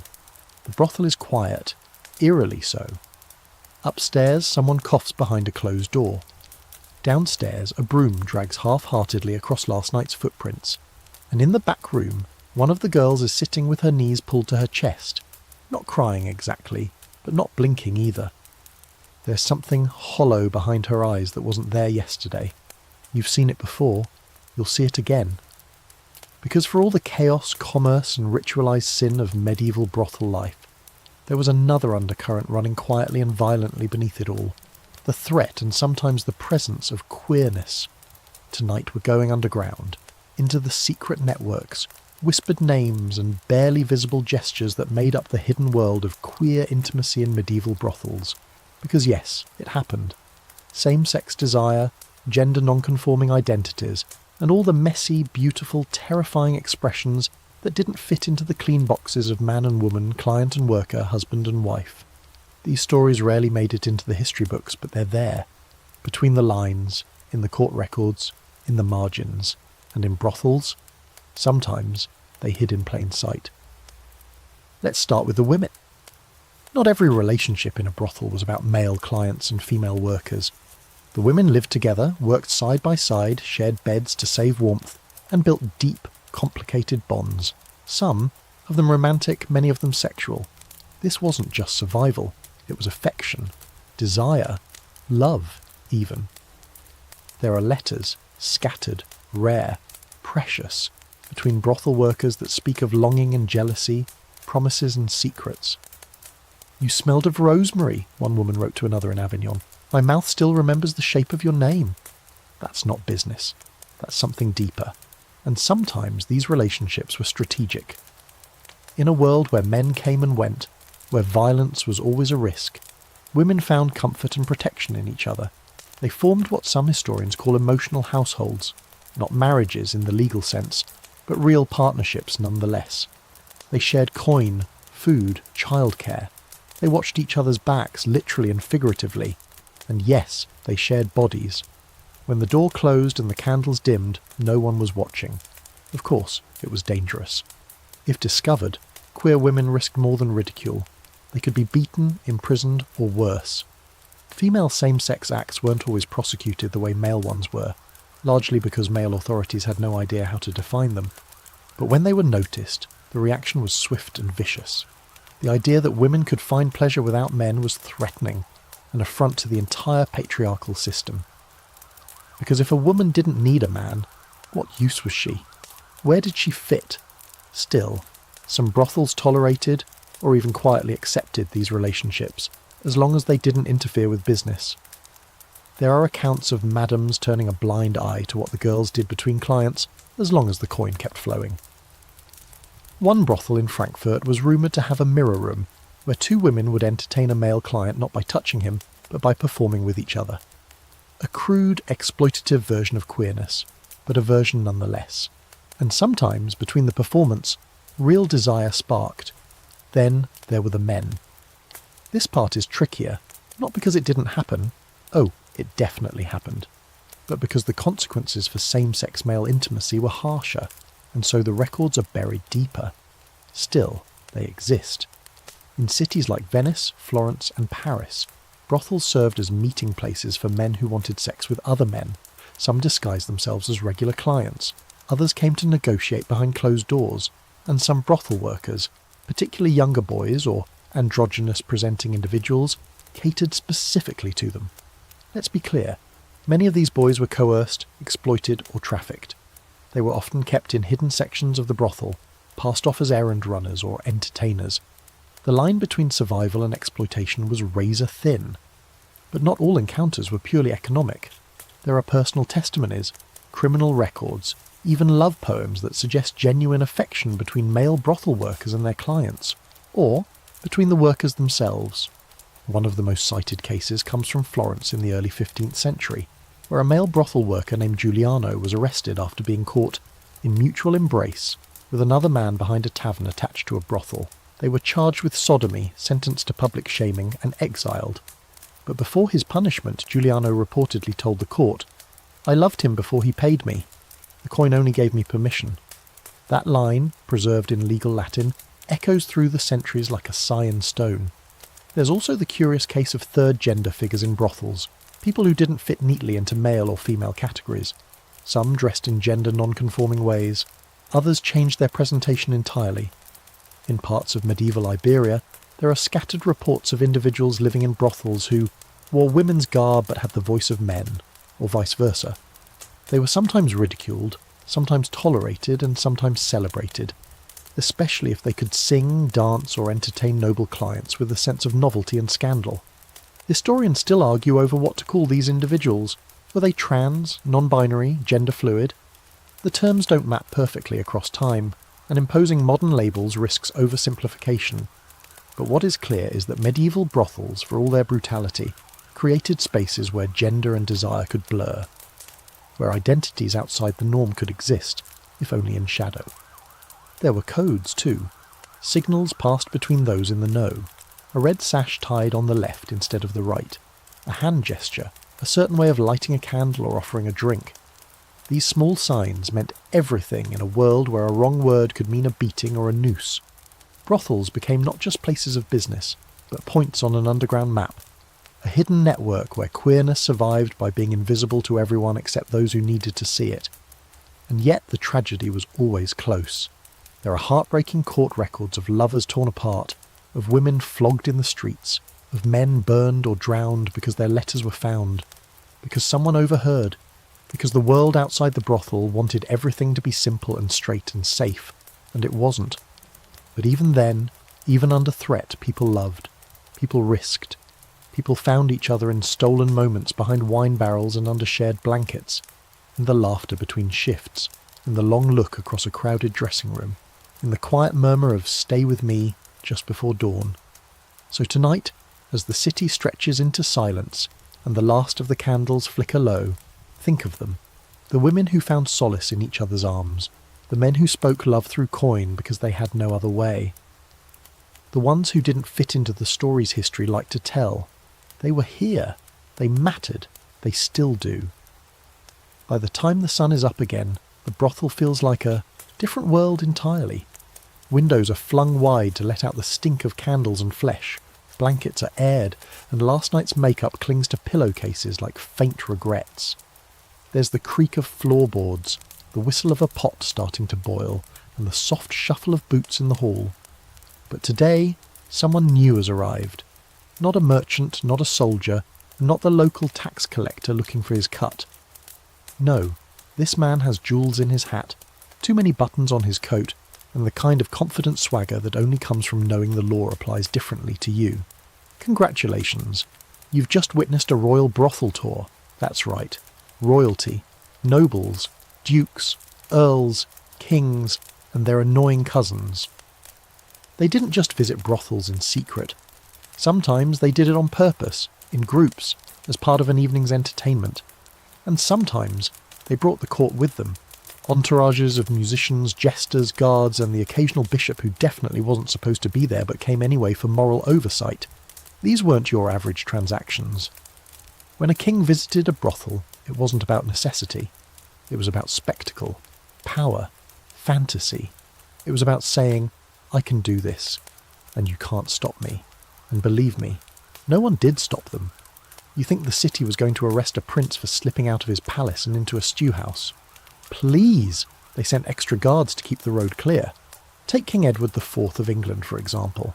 He was famously fond of women, particularly low-born maidens of the city, which is a very polite way of saying brothel girls with good teeth. He reportedly kept more than one mistress at a time, some housed in brothels paid for with crown funds. Rumour has it that his night tours of London's underbelly were frequent and, well, not subtle. One story claims he left behind a cloak with royal embroidery in a Southwark bathhouse.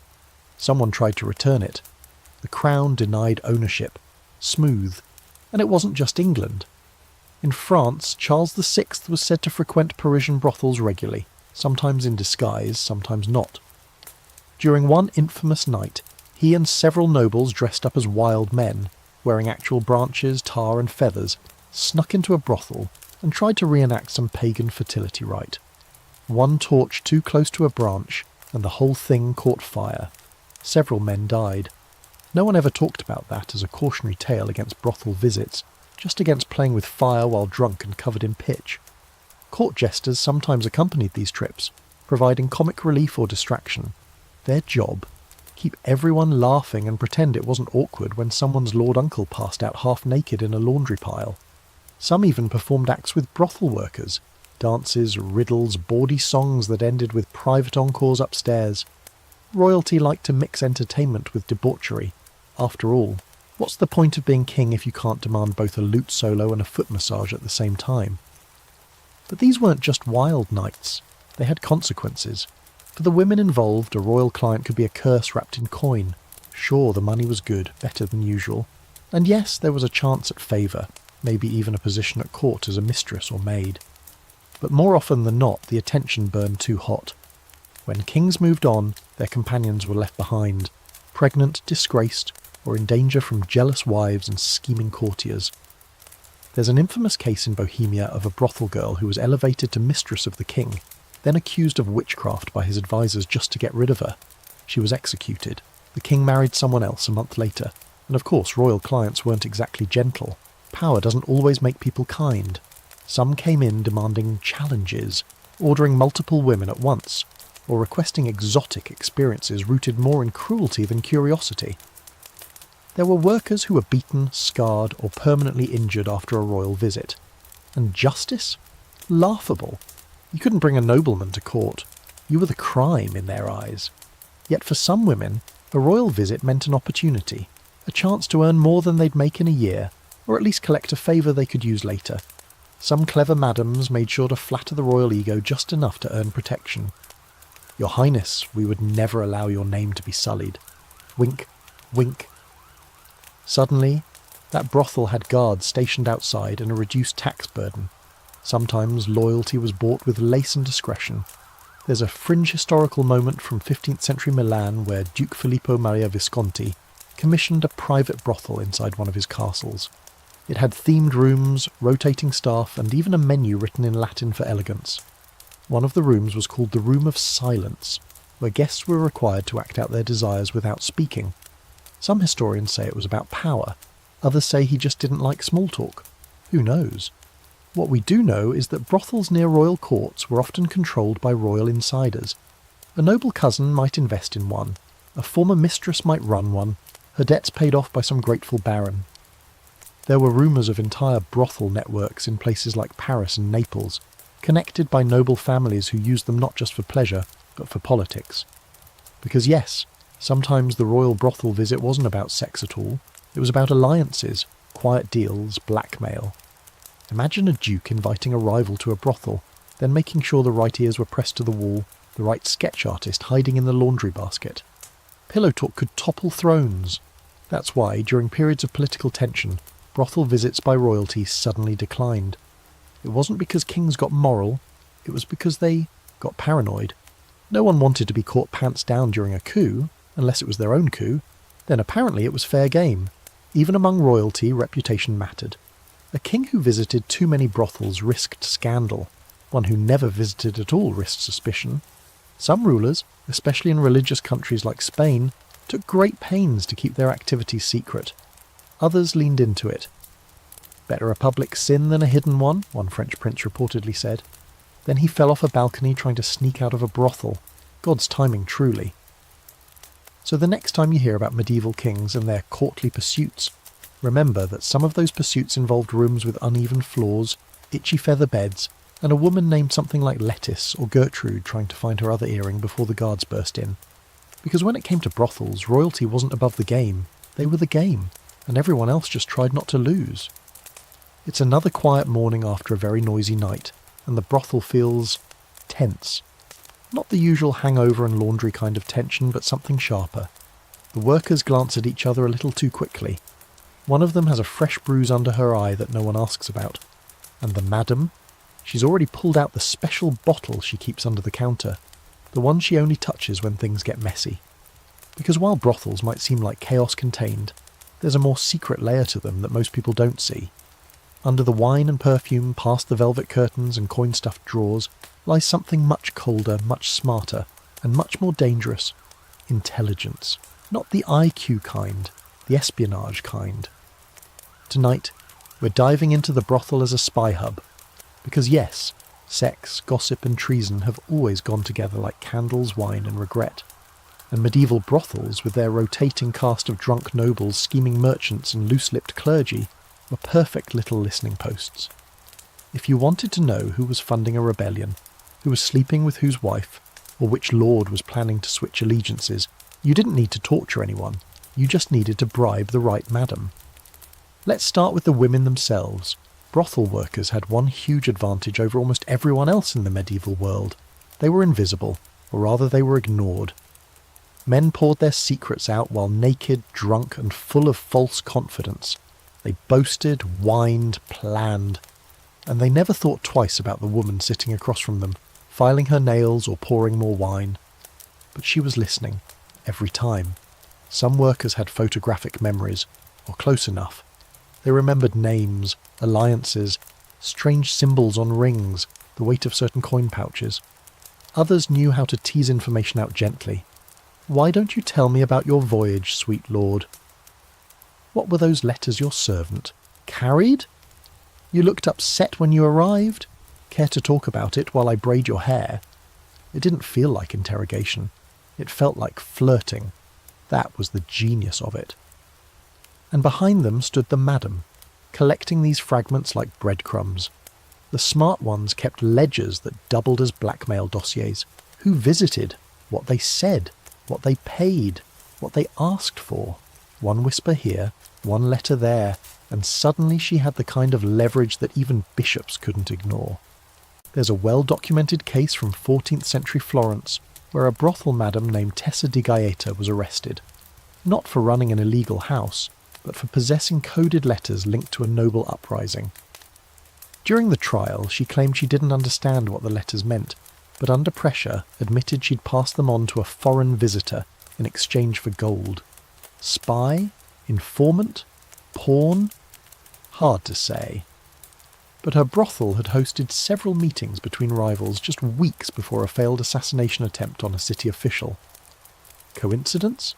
The court didn't think so, and it wasn't always the women who played informant. Sometimes they were recruited.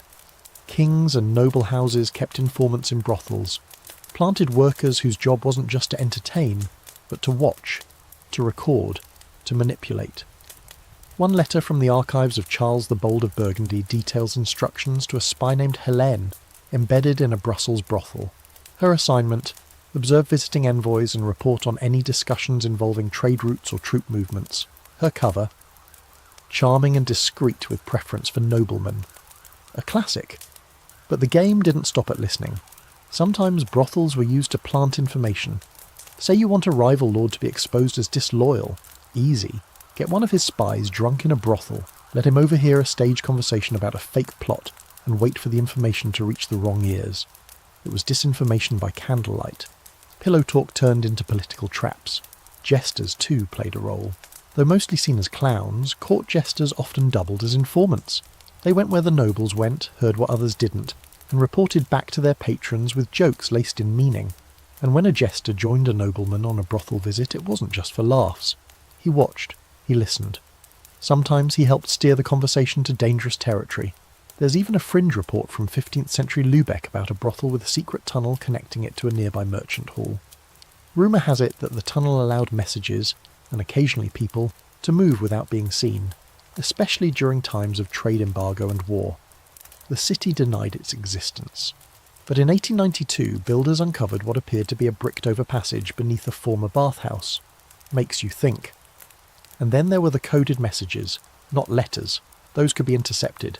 No, we're talking about messages baked into bread loaves, patterns sewn into corsets, lipstick smudged in shapes on a mirror.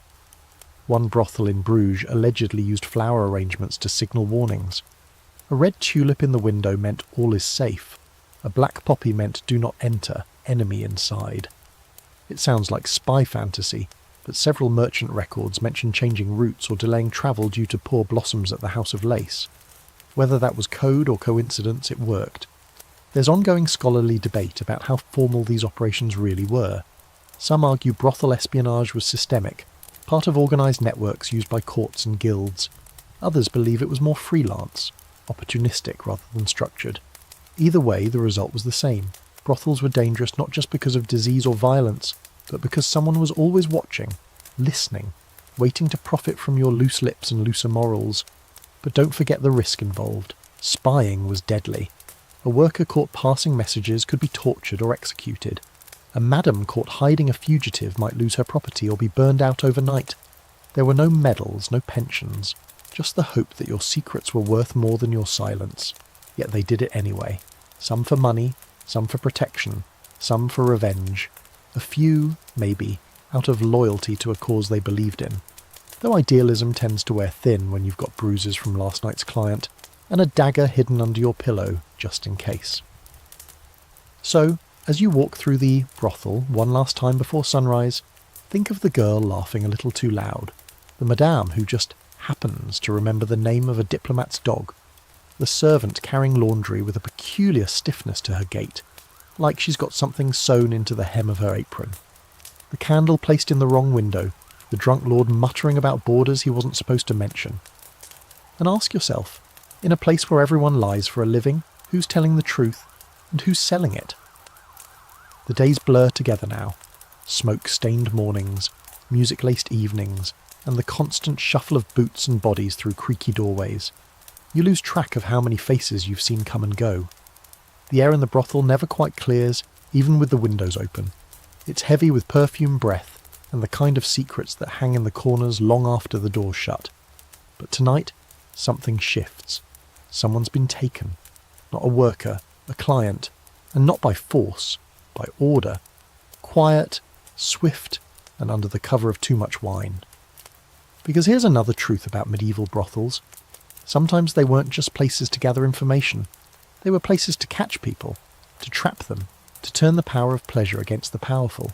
Tonight, we're digging into one of the most treacherous threads in the brothel web, espionage's sharp cousin, blackmail. When secrets are whispered in dark corners, someone's always listening.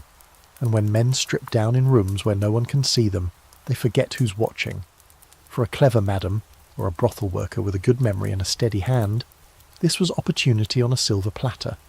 Blackmail in brothels wasn't always formal. Sometimes it was as simple as keeping a noble's stained tunic and returning it only after a coin purse got significantly lighter. Sometimes it was more subtle. What a shame if someone were to mention where you spent last Thursday evening, Your Grace. Just a gentle reminder that silence wasn't free, ever. But in other cases, blackmail was a machine, a business, an industry. Certain brothels in major cities, Florence, Paris, London, had entire rooms wired for it. Not with microphones, obviously, but with servants stationed in hidden alcoves, walls designed for listening, and peepholes so cleverly placed you'd never notice. Some houses even trained workers specifically for seduction and extraction. Not extraction in the fun way, extraction in the get them talking and don't forget a single word way. One of the most infamous examples comes from 15th century Venice. A nobleman, loyal to the Doge, was caught in bed with the daughter of a rival political family. The madam, whose brothel both families frequented, had positioned a trusted worker in the adjacent room with her ear to a hollowed-out panel. She heard everything: names, plans, confessions of bribery. 2 weeks later, the nobleman was arrested, his house seized. The rival family mysteriously avoided all charges. The brothel, quietly funded by both sides from then on. Because when everyone's dirty, no one can afford to shut you down. Some women turned blackmail into their entire career. They'd retire from sex work and shift to full-time information brokering. A client from their working days became a steady source of income, or a steady target. Others stayed in the game but leveraged what they knew to rise through the ranks. One particularly sharp madam in London's Bankside district used the secrets of her wealthy clients to buy off inspectors, secure better rooms, and even get her workers access to luxury imports. Fine silks, French perfume, Venetian shoes, and she kept ledgers. Hidden, coded, brutal ledgers. If anyone crossed her, she opened a page. These weren't just gossipy tidbits either. The blackmail-worthy secrets included treasonous talk, affairs with married nobles, secret debts, religious blasphemy, plans to defect, and all kinds of things that could get a man hanged, or worse, demoted. And once a man paid once, he'd keep paying, even if the secret faded, because the fear didn't. There's a fringe account from Bruges about a prostitute named Lise, who allegedly ran a short-lived but extremely profitable side hustle by offering to bless clients with rare oils she used to mark their clothing with an invisible dye that only showed under moonlight. She claimed it was just an old trick of the East, but really it was a way to track them. The next time one of her accomplices caught a noble in a compromising location, the faint mark glowed just enough to confirm he'd been with her. She'd never say a word unless asked, and then it came with a fee. But not all blackmail was about money. Sometimes it was about leverage, politics, protection. A brothel under threat from the church might conveniently discover a bishop's misplaced ring or misfiled love note. A city inspector getting too close might receive a polite message reminding him of a night from 3 winters ago that involved 2 bottles of claret and a boy with an excellent memory. The balance of power always shifted, and blackmail was the fulcrum. Of course there were risks. Some clients didn't take kindly to being reminded of their sins. There are documented cases of madams being found dead with no clear culprit, workers disappearing after confiding in the wrong person, or entire brothels burned to the ground in suspicious fires. It was a dangerous game, and not everyone played it well. Some historians argue that blackmail was the true currency of the medieval brothel world, more valuable than sex, wine, or even coin. Once you had someone's secret, you owned a part of them. You didn't have to touch them again. You didn't even have to see them. Just one note, one look, one small reminder could keep the coins rolling in for years. Others believe blackmail was rare, too dangerous, and mostly accidental, opportunistic moments that were exploited only when the stakes were high. Either way, it's clear that brothels weren't passive spaces. They didn't just absorb secrets, they weaponized them. And it wasn't only men who were targeted. Women, wealthy ones, noble ones, cloistered ones, visited brothels too, often in secret. A lady of the court caught visiting a female brothel worker could be destroyed socially, if not legally. Some brothels used that knowledge carefully, not to ruin, but to control.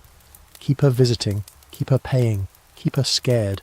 So when you picture a medieval brothel, don't just see the beds and the bruises, see the books, the secrets folded into the hems of skirts, the servant who remembers every face, the bottle of ink hidden in the kitchen drawer. See the look the madam gives a nobleman as he stumbles out.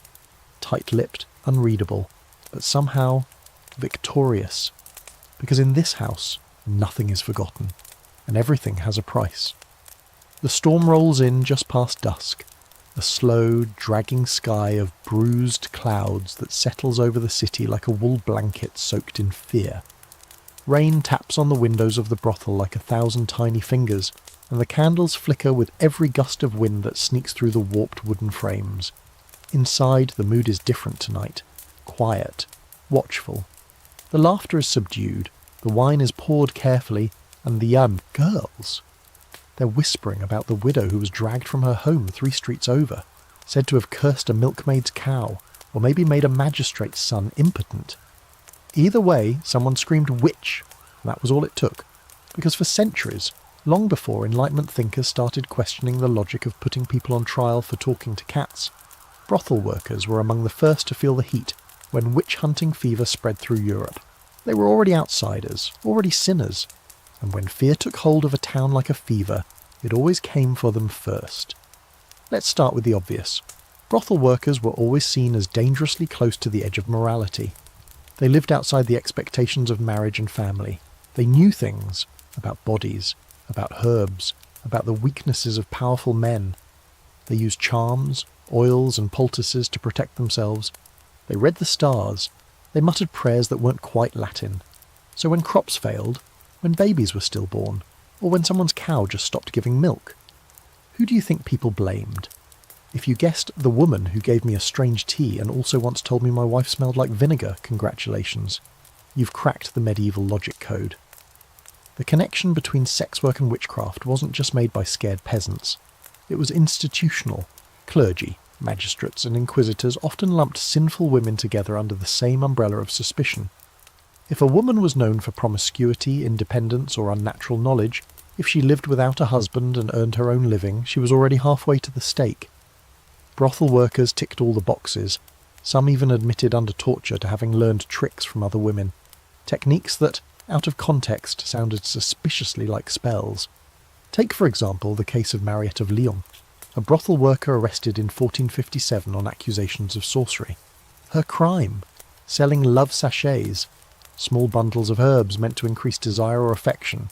Some were made of rosemary and mint, others included poppy seeds and dried orange peels. Pretty tame stuff. But when a noblewoman's husband fell mysteriously ill, after being seen at Mariette's establishment awkwardly enough, the sachets were declared to be instruments of demonic enchantment.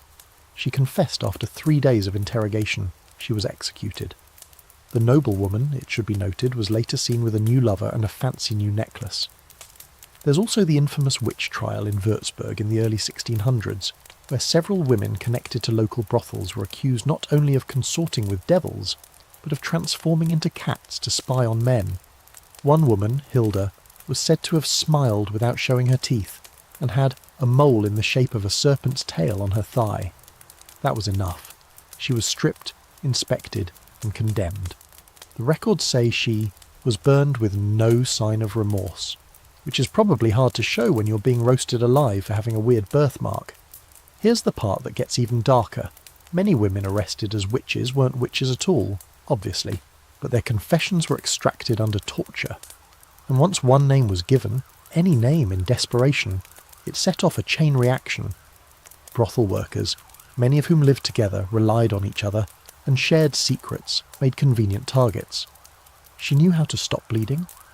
She mixed a tea that stopped a pregnancy. She whispered something to a man who died later that week. It didn't take much. Witch hunts were about power, fear and control, and brothels, they were places where women seemed to have control, over their bodies, over men, over information.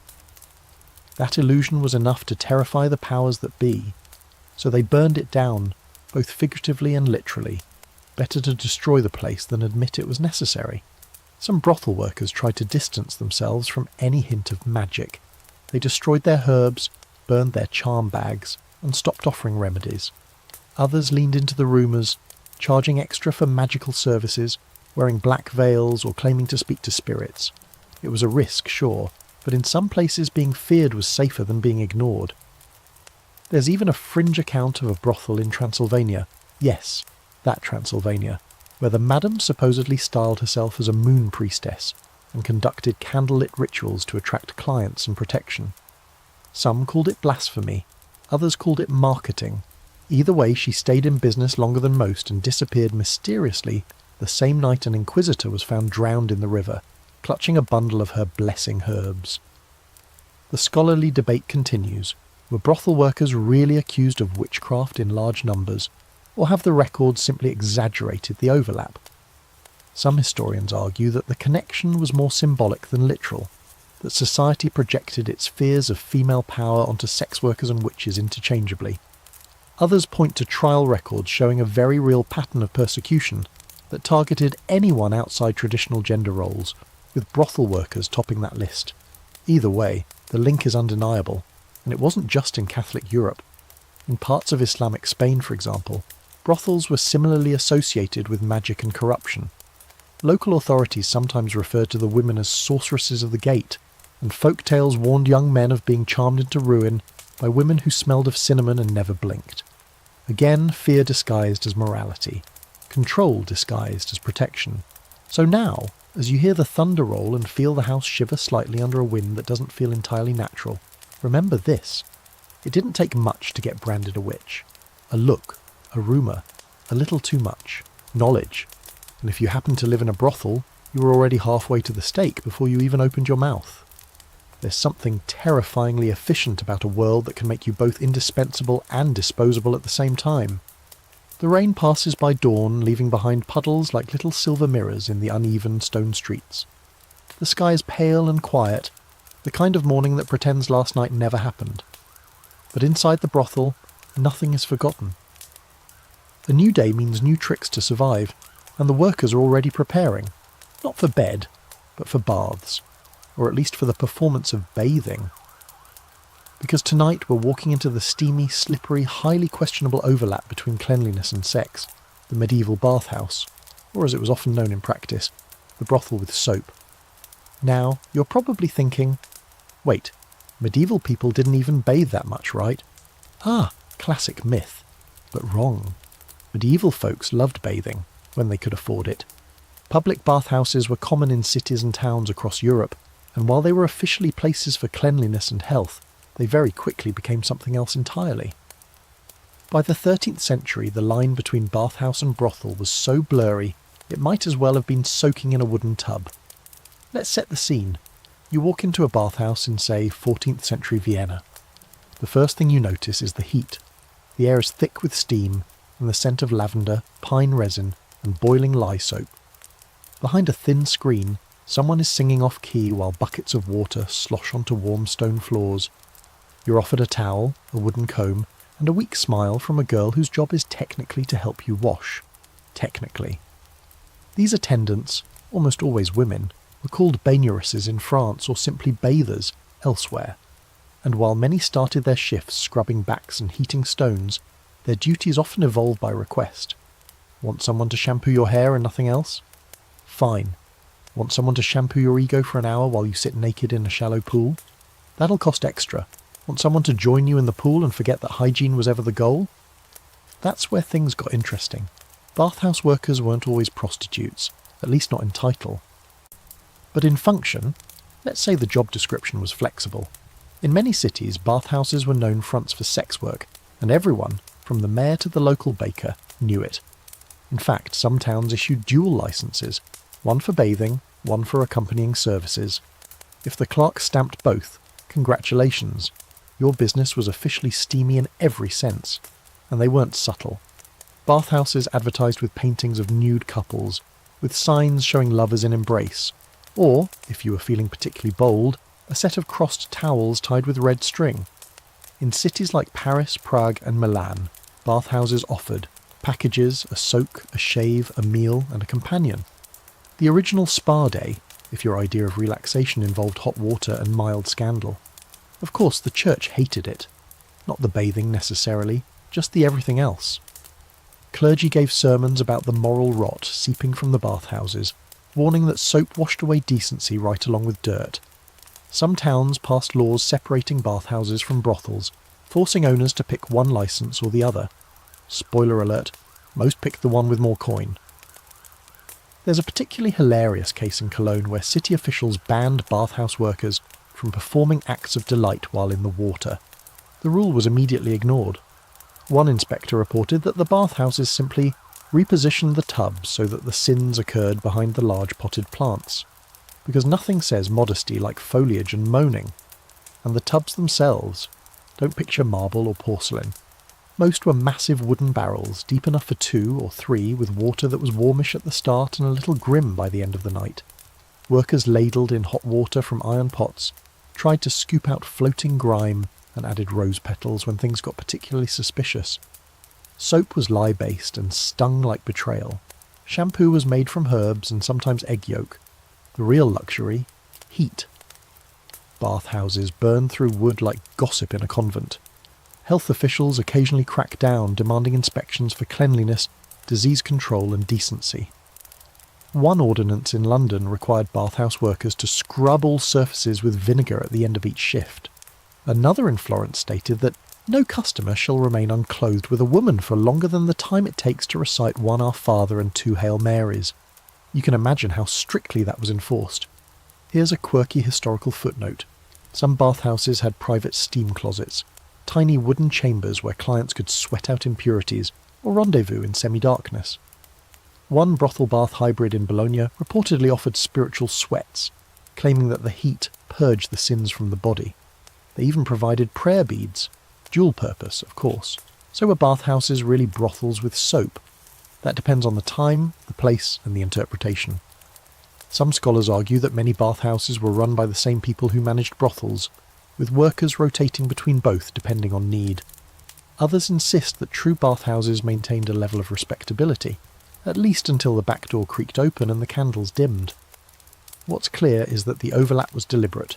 Water made people feel clean, but also open, vulnerable, relaxed. It lowered defences, it set a mood. And in a world where public decency was strict but private vice was booming, bathhouses offered the perfect camouflage. Even the architecture played along. Narrow hallways, layered rooms, curtained alcoves. A visitor could arrive for a bath and leave 3 hours later looking flushed, cleaner and slightly dazed, without anyone able to prove much of anything. And let's not forget the role these places played in community. Bathhouses weren't just for illicit trysts, they were social hubs. Deals were made, songs were sung, women gossiped, men argued politics, and somewhere in the steam, lives were changed. A brothel was transactional, a bathhouse pretended it wasn't. Which is why, over time, the bathhouse-brothel hybrid became harder to pin down. Cities passed stricter laws, inspectors visited more often. By the late 1500s, many bathhouses either shut down or leaned fully into sex work, dropping the soap altogether.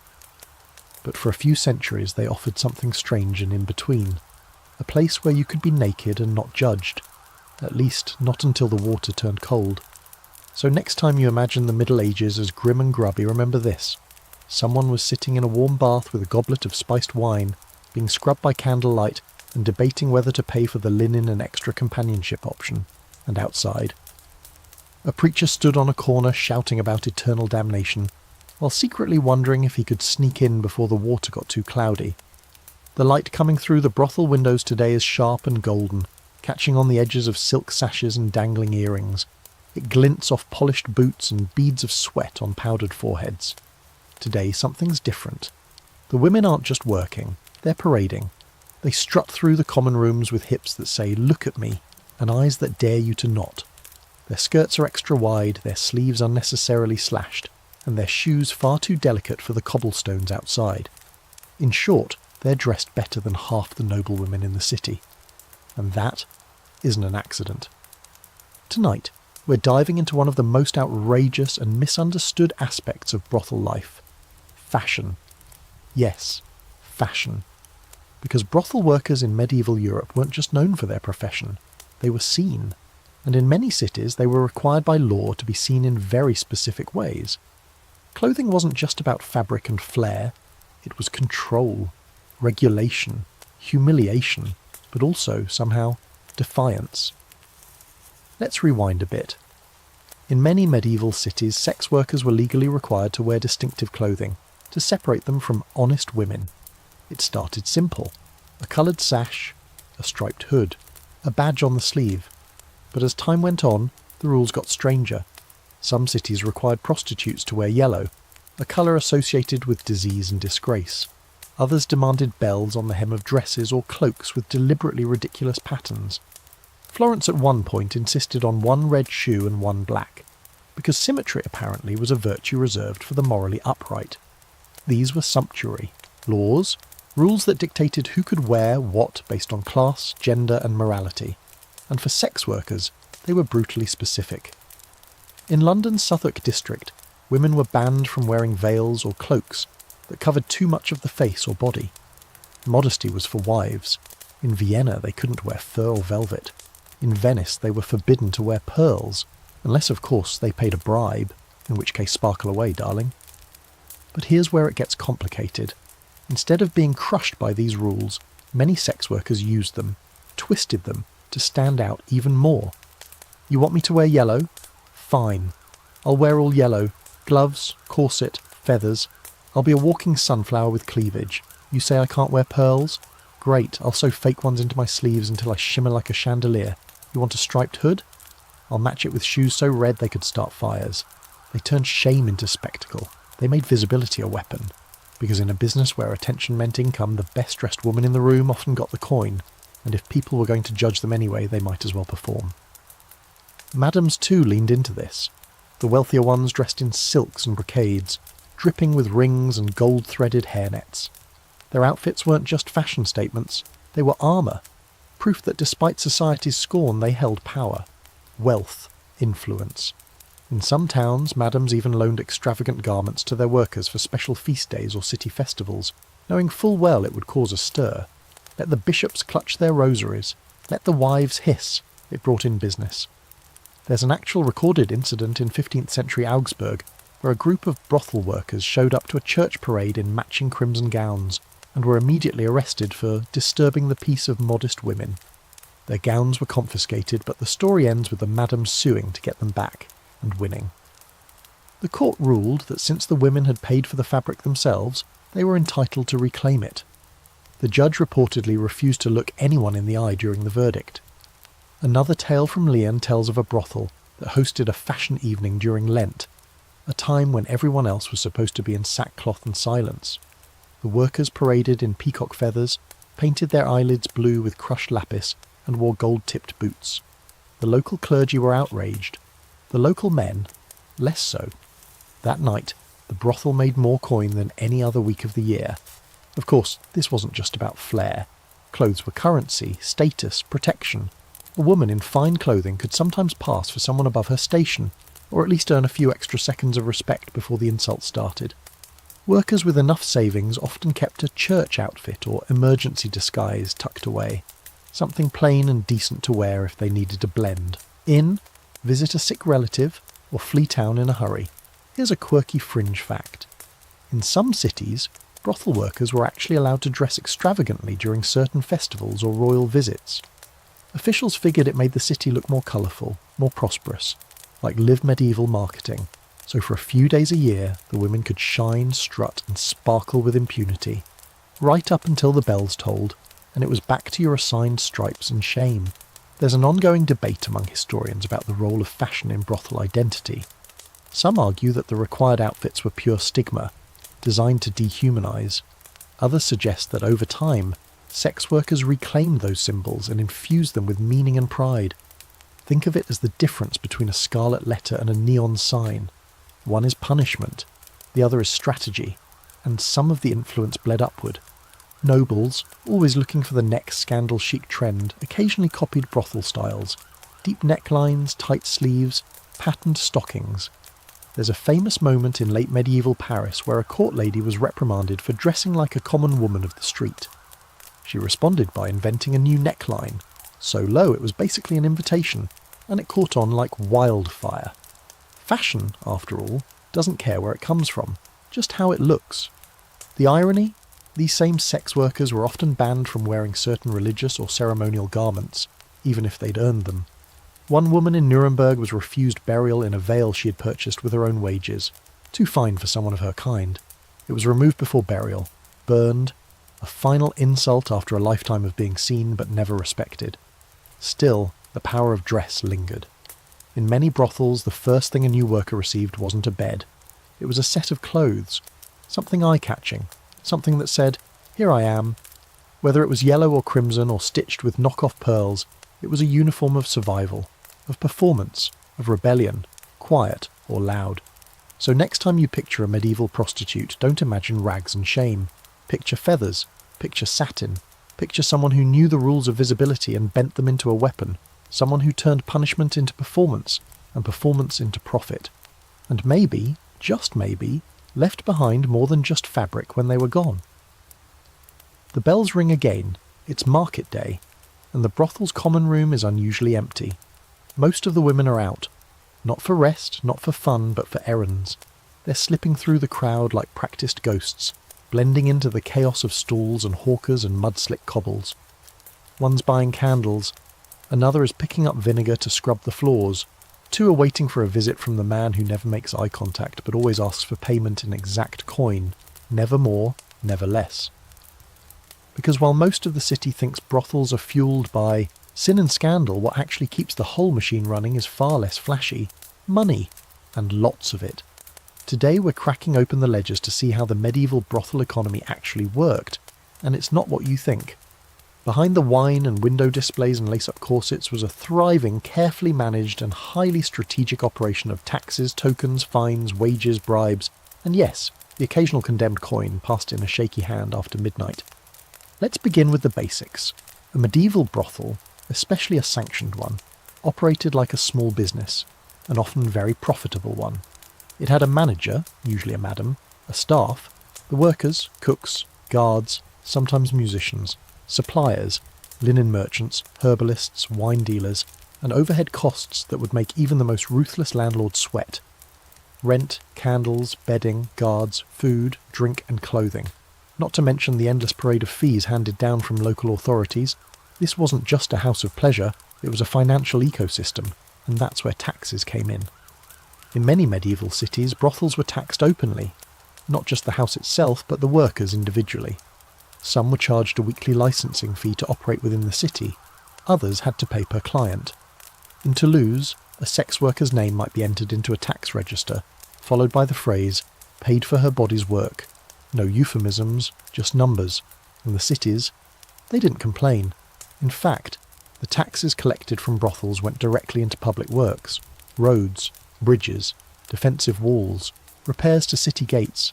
There's even documentation from 14th century London where a brothel's tax contribution helped fund the rebuilding of a fire-damaged Guildhall. A little civic irony. A place condemned by preachers but essential to city budgets. Some cities got so comfortable with this arrangement that they created entire financial categories for brothel income. Southwark, for example, included stew money in their official annual accounts. Nuremberg had a pleasure tax funneled from licensed houses straight into the city coffers. Even the church got its cut, either through direct property ownership, Bishop of Winchester, or through silent partnerships. But the coin wasn't always clean. A darker layer of the brothel economy involved condemned currency.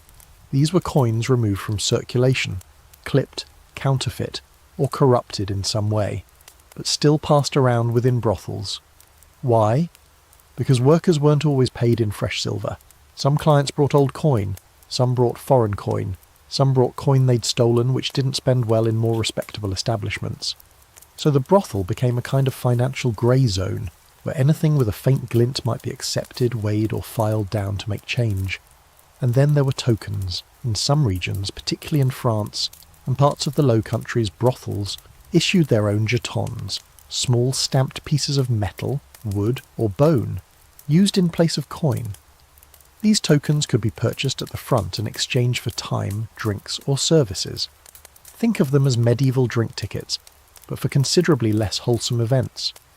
They offered a layer of discretion for clients who didn't want to be seen passing cash directly into a madam's hand, and they helped control theft inside the house.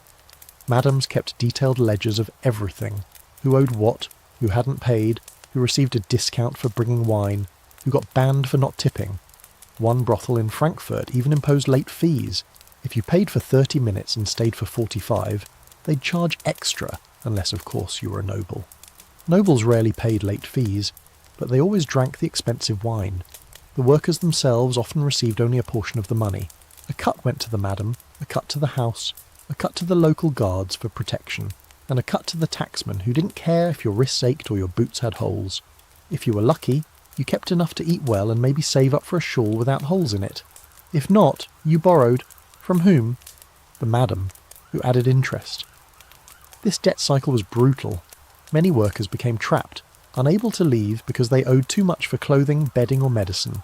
In some cities they couldn't legally leave without repaying their debt in full. Others required an exit fee, paid either by the worker or occasionally by a benefactor. And no, the city didn't care if that benefactor was a creepy baron with bad intentions. Here's a quirky fringe detail. In parts of Spain, brothel workers paid their taxes in kind rather than coin. Jars of olive oil, sacks of grain, bolts of cloth. These were turned over to city warehouses and redistributed to churches or charitable kitchens. So the food eaten by orphans might have been indirectly paid for by someone named Clara with very strong thighs and a knack for upselling wine. Even theft and fines became part of the financial machine. If a client stole something, a cup, a pillow, a worker's shoes, the madam might report it, but more often she just charged the next client extra to cover the loss. And if a worker broke house rules, late to curfew, too drunk to work, slapped a client instead of smiling, they'd be fined. The fines were entered into the ledger. Sometimes they could be worked off, sometimes not. The numbers stayed until they were paid or someone disappeared. And don't think the economy stopped at the brothel's doors. Outside, entire micro-industries thrived on brothel traffic. Flower sellers, musicians, seamstresses, rat catchers, apothecaries who sold dubious stamina potions. A man heading to the brothel might stop to buy perfume, wine, or even special cakes, known to lift spirits. And someone was making money off every step of that trip. So no, medieval brothels weren't just scandal factories. They were financial powerhouses, engines of commerce, quietly necessary in cities that pretended to hate them but made full use of their coin. And every time a preacher banged a pulpit about morality, somewhere nearby a brothel worker was counting change by candlelight, wondering if she had enough to fix that cracked window before the next storm rolled in. Because sin, it turns out, paid for quite a lot of clean things. The wind shifts this afternoon, sharp and strange like it's trying to say something, and the brothel feels tense in a way that isn't just hangover or hunger. There's a hum, low and electric, moving through the streets outside, a different kind of foot traffic. Not the usual loitering clients or gossiping fishwives. This is angrier, faster, boots, not slippers, voices rising, not flirting. Something is happening, and you can feel it in your bones. Because for all the brothel's quiet power, the taxes, the secrets, the silk and survival, sometimes the line snapped, and when it did, cities exploded. Tonight, we're pulling back the curtain on the dark, violent moments when the world outside came crashing in, the brothel riots, when the people, regular people, poor people, angry people, decided they'd had enough, and they came with fire. First, let's be clear, these weren't moral crusades led by priests with holy water and loud opinions. The most explosive brothel riots weren't about purity, they were about class, tension, desperation, and more often than not, resentment that the women inside the brothel were somehow doing better than the starving wives outside. Take Paris, for example, in 1391. A crowd of women stormed a licensed brothel near the Rue Saint-Denis. They smashed windows, tore down curtains, and beat one of the workers with a broom handle. Why? Because her dress was nicer than theirs, because they saw her leaving the market with fresh cherries, because their husbands had been spending money there while their own children gnawed on dry crusts at home. It wasn't about religion. It was rage. Plain and raw. And the brothel wasn't just tolerated, it was protected.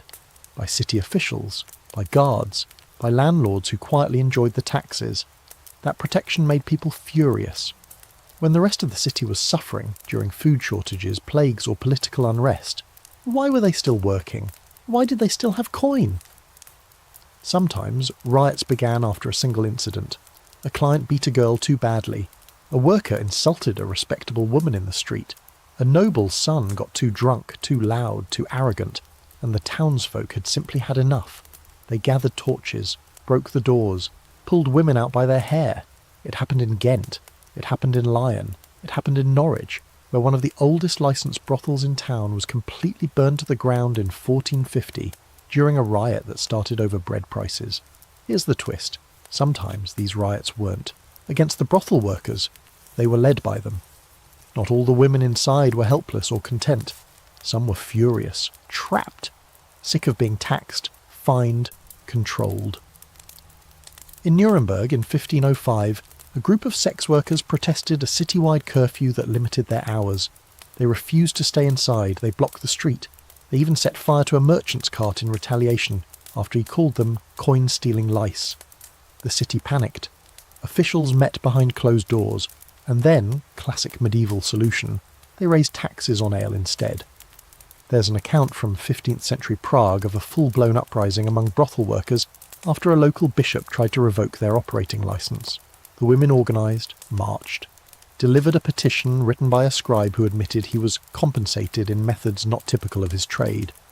The petition didn't work. The brothel was shuttered. But within a week, half the city's alehouses had turned into unofficial brothels. Same women, just without tax forms. That's the thing. Riots didn't end the brothel trade. They just shifted it. The houses might burn, but the system adapted. Someone set up shop in a cellar. Someone offered companionship behind a tapestry in the back of a tavern. Someone worked out of a boat tied beneath the docks. You can't riot away demand. And the city knew it. Still, the threat of violence lingered. Brothels started hiring their own guards. Some were just hired muscle, former soldiers, disfigured brawlers, or desperate men who couldn't get work elsewhere. Others were lovers of the workers themselves, paid in favours or leftovers. Either way, they kept watch. If someone came to throw stones, they threw back. But fire was harder to stop, and brothels burned often. Sometimes they were set ablaze during larger revolts, part of wider social collapses. During the Peasants' Revolt in England in 1381, several brothels were looted and destroyed by mobs who saw them as symbols of urban corruption. When the German Bundschuh rebellions flared, houses of sin were targeted alongside tax offices and city halls, not because of sex, but because of inequality. Brothels, especially licensed ones, were seen as complicit in the machinery that kept the poor and the powerful entertained, and not all the damage came from outside. Some brothels burned because of mistakes, candles knocked over, drunken brawls, clients refusing to leave. One in Bordeaux went up in flames after a group of university students got into a fight over a lute. The lute was smashed, the table tipped, the curtains caught. The women escaped through the cellar, but the house was gone by morning. The students were fined. The lute owner claimed he was smitten with grief and flame alike. There's a fringe story from Bruges of a brothel riot that began with a goose. Yes, an actual goose. A worker kept it as a pet. A client insulted it. She insulted him back. He slapped her. The other. Women jumped him. The goose bit his leg. A fight broke out in the street. By nightfall, the brothel was trashed. The goose had vanished, and the city issued a bizarre decree banning livestock within the walls of houses of comfort. You can't make this up. Some historians argue that brothel riots were part of a larger pattern of resistance, small acts of rebellion against systems of control, not organised revolutions, but pressure points. Others see them as chaotic emotional outbursts, explosions of resentment that had no real effect long term. But one thing is clear, they happened, often, and when they did, they left scars. For the workers, the aftermath was brutal. Even if they survived, they might lose everything. Clothes, shelter, income.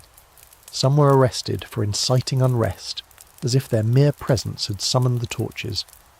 Others vanished into nearby cities, changed their names, started over. Maybe. And yet the brothel always came back. Maybe not the same building, maybe not the same name, but the trade never stayed dead for long. Someone always found a new room, a new curtain, a new set of rules to break. Because as long as there was hunger and power and people looking for an escape, the brothel would return. Smouldering, perhaps, but still standing. The air tonight feels thinner somehow, like the city's holding its breath. In the brothel, the windows are latched shut. Not to keep out the weather, but to keep someone from listening. The workers talk in low voices. The madam's pacing again, her keys jangling faintly at her hip. Outside, you hear the shuffle of a patrol, the official kind. Uniformed men, torches in hand, faces set in grim lines. They're not here for fun, they're not here for coin, they're here for law, or what passes for it. And in places like this, that's always dangerous.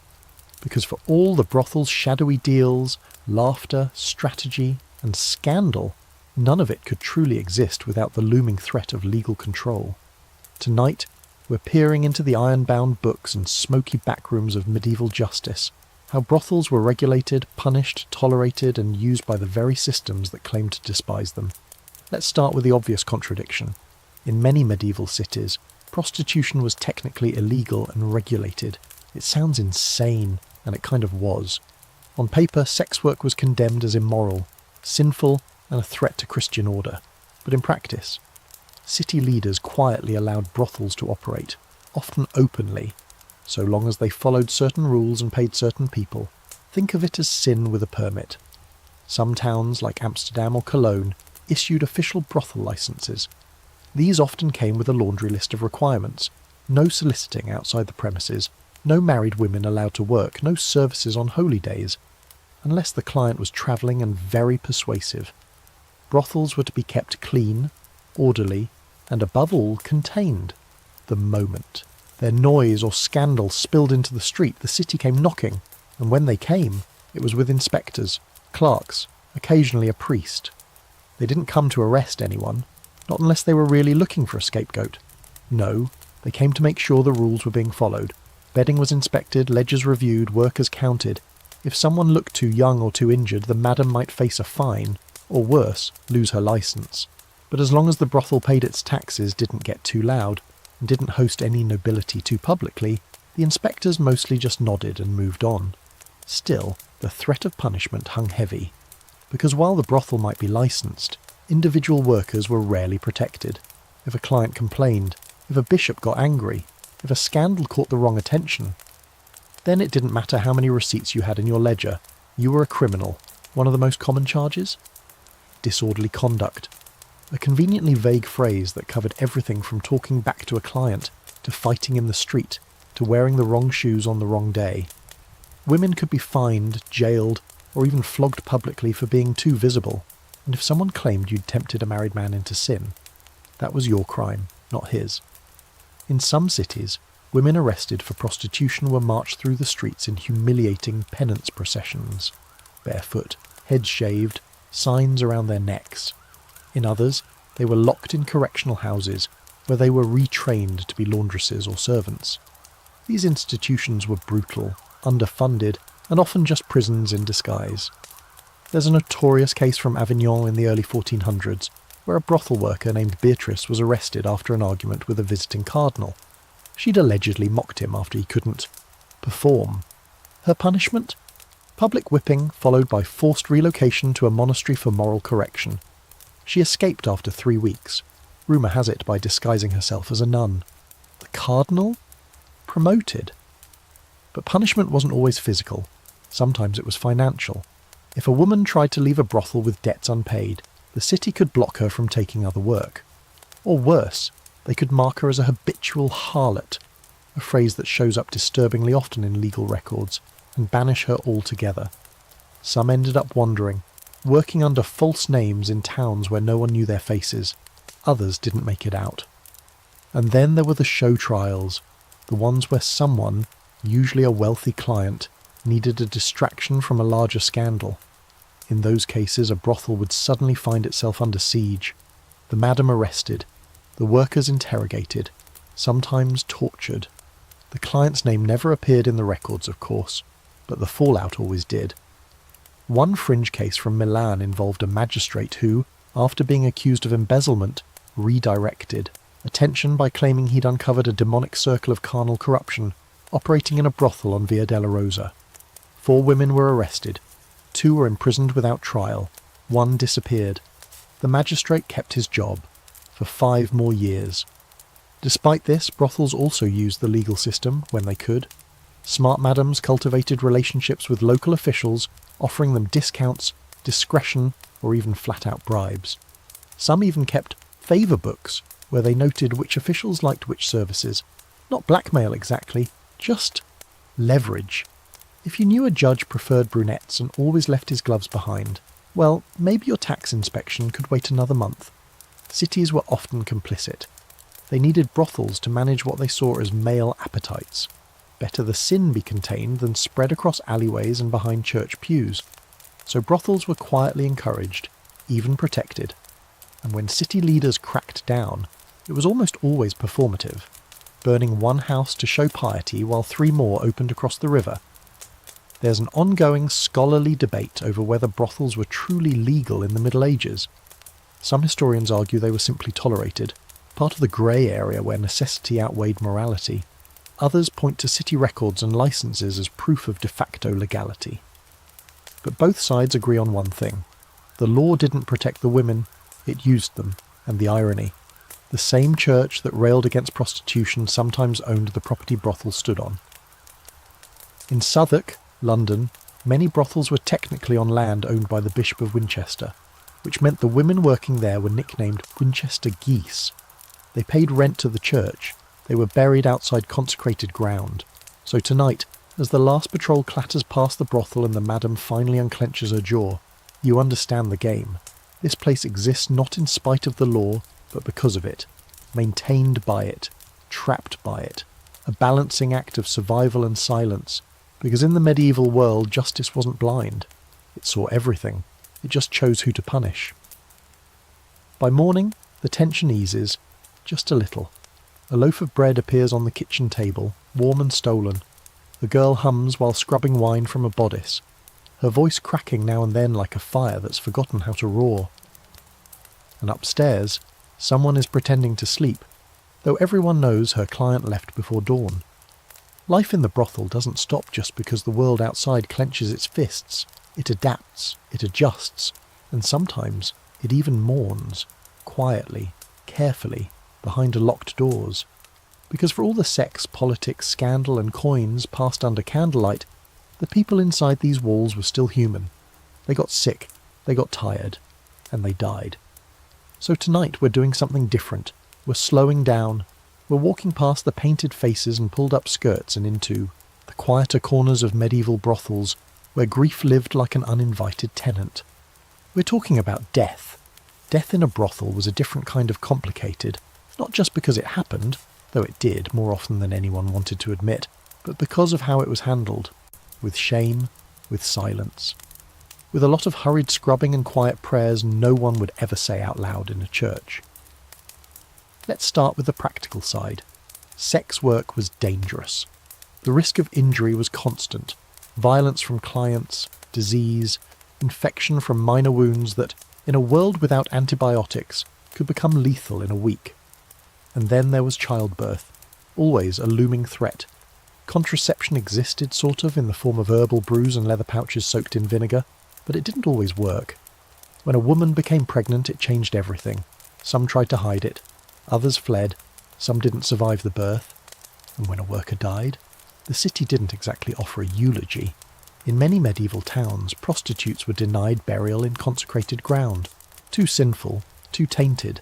They were considered outside the church's grace. So when one of them died, whether by sickness, childbirth, accident or worse, the madam had to figure it out. Quietly. Quickly. In Southwark, bodies were often buried on the outskirts, in what's now called Crossbones Graveyard. No headstones, no names. Just a shallow trench and a handful of stolen prayers. A few coins if they were lucky. A ribbon, maybe. Something soft in a world that rarely was. There's a record from 1389 of a young woman in Bruges who died from fever after being locked in a room with a violent client for 3 days. When her body was found, the brothel's madam was fined for failing to report the death in a timely fashion, not for the death itself. The woman was buried at night by 2 workers who reportedly used a broken cart and a single candle. Her name never made it into the city registry. Some brothels kept their own small burial plots, unmarked and hidden behind hedges or beneath orchards. These weren't official, they were personal. Madame sometimes planted herbs or wildflowers over the graves, rosemary for remembrance, lavender to keep the air sweet. Workers passed the spots without speaking, but they knew. And when someone went missing and didn't return, they'd glance out toward the garden with a kind of hollow understanding. Of course, not all deaths were quiet. When disease swept through a city, plague, mostly, but also smallpox, dysentery, sweating sickness, the brothels were hit hard.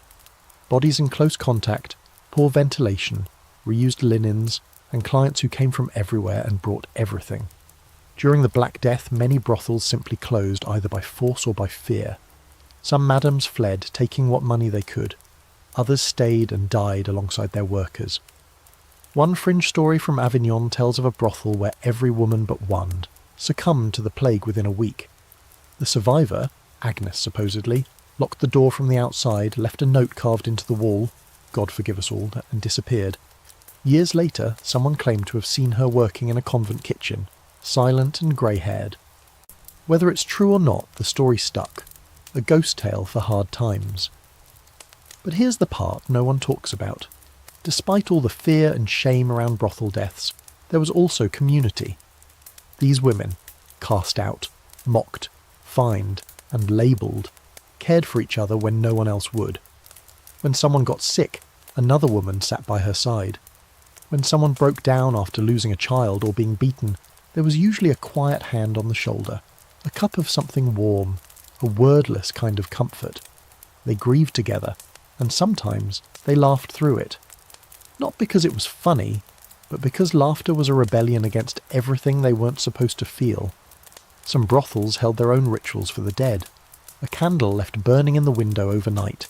A scrap of clothing pinned to a wall like a whisper of the person who'd worn it.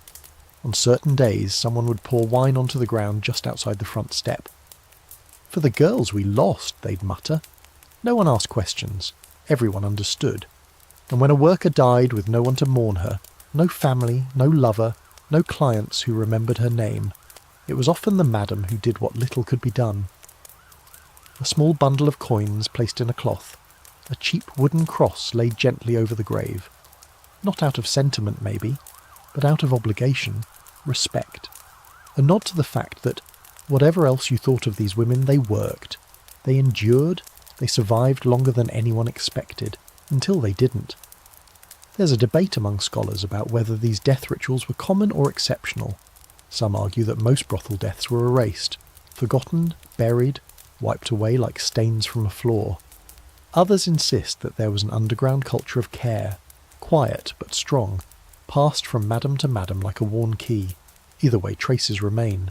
Unmarked graves, ledger notations, a single rose bush growing behind a brothel wall that no one can remember planting, and the clients, rarely involved.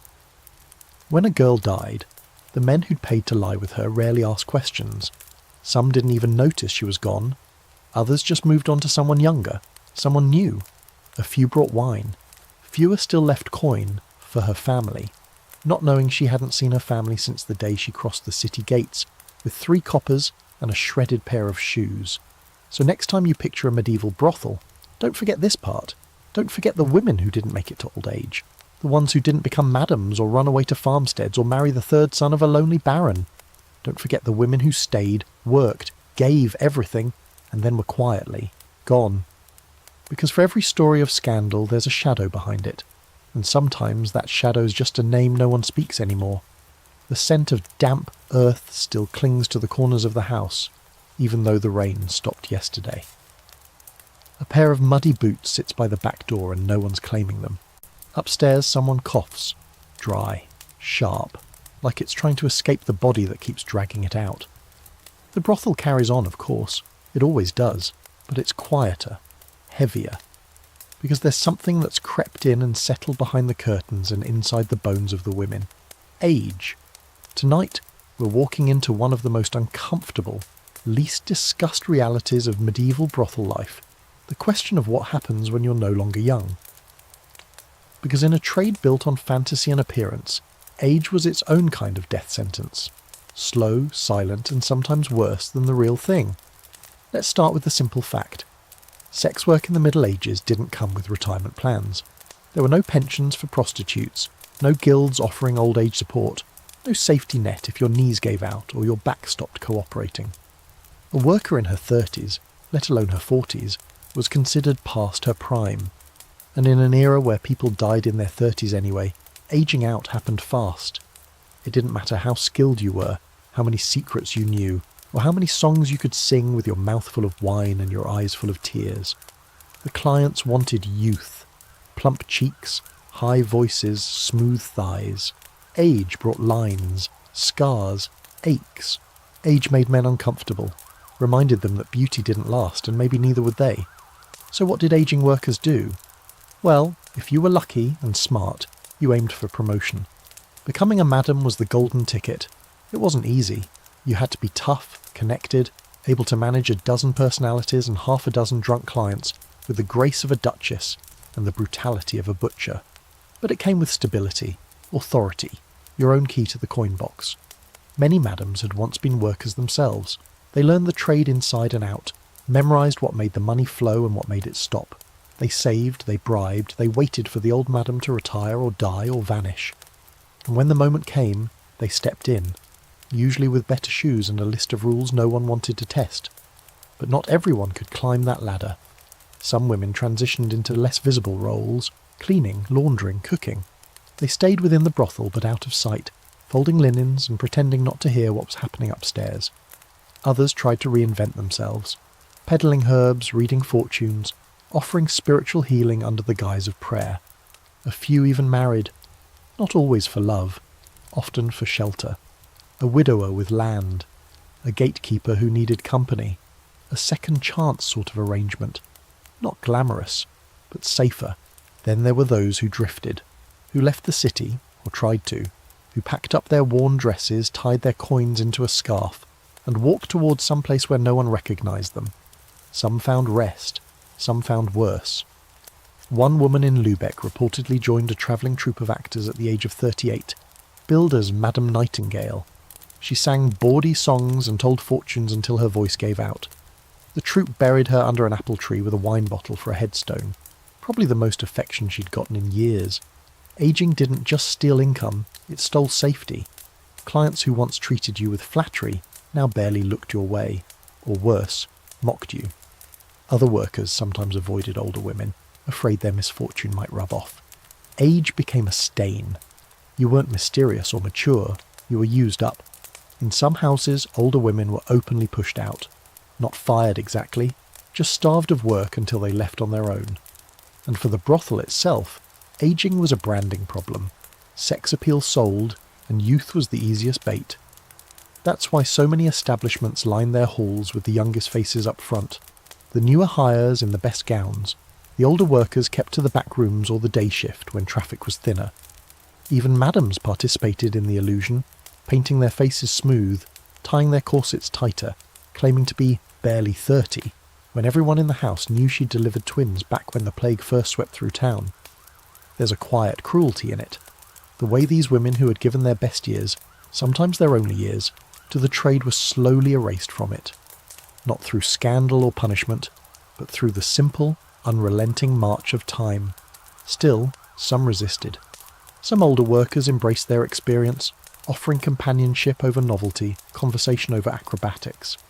They catered to clients who wanted more than just skin, men who were lonely, or widowed, or too tired for the chase. These women charged more for listening, for silence, for knowing when to pour another cup of wine and when to leave it empty. There's a fringe tale from Rouen of a woman named Colette, who claimed to be the oldest lover in France.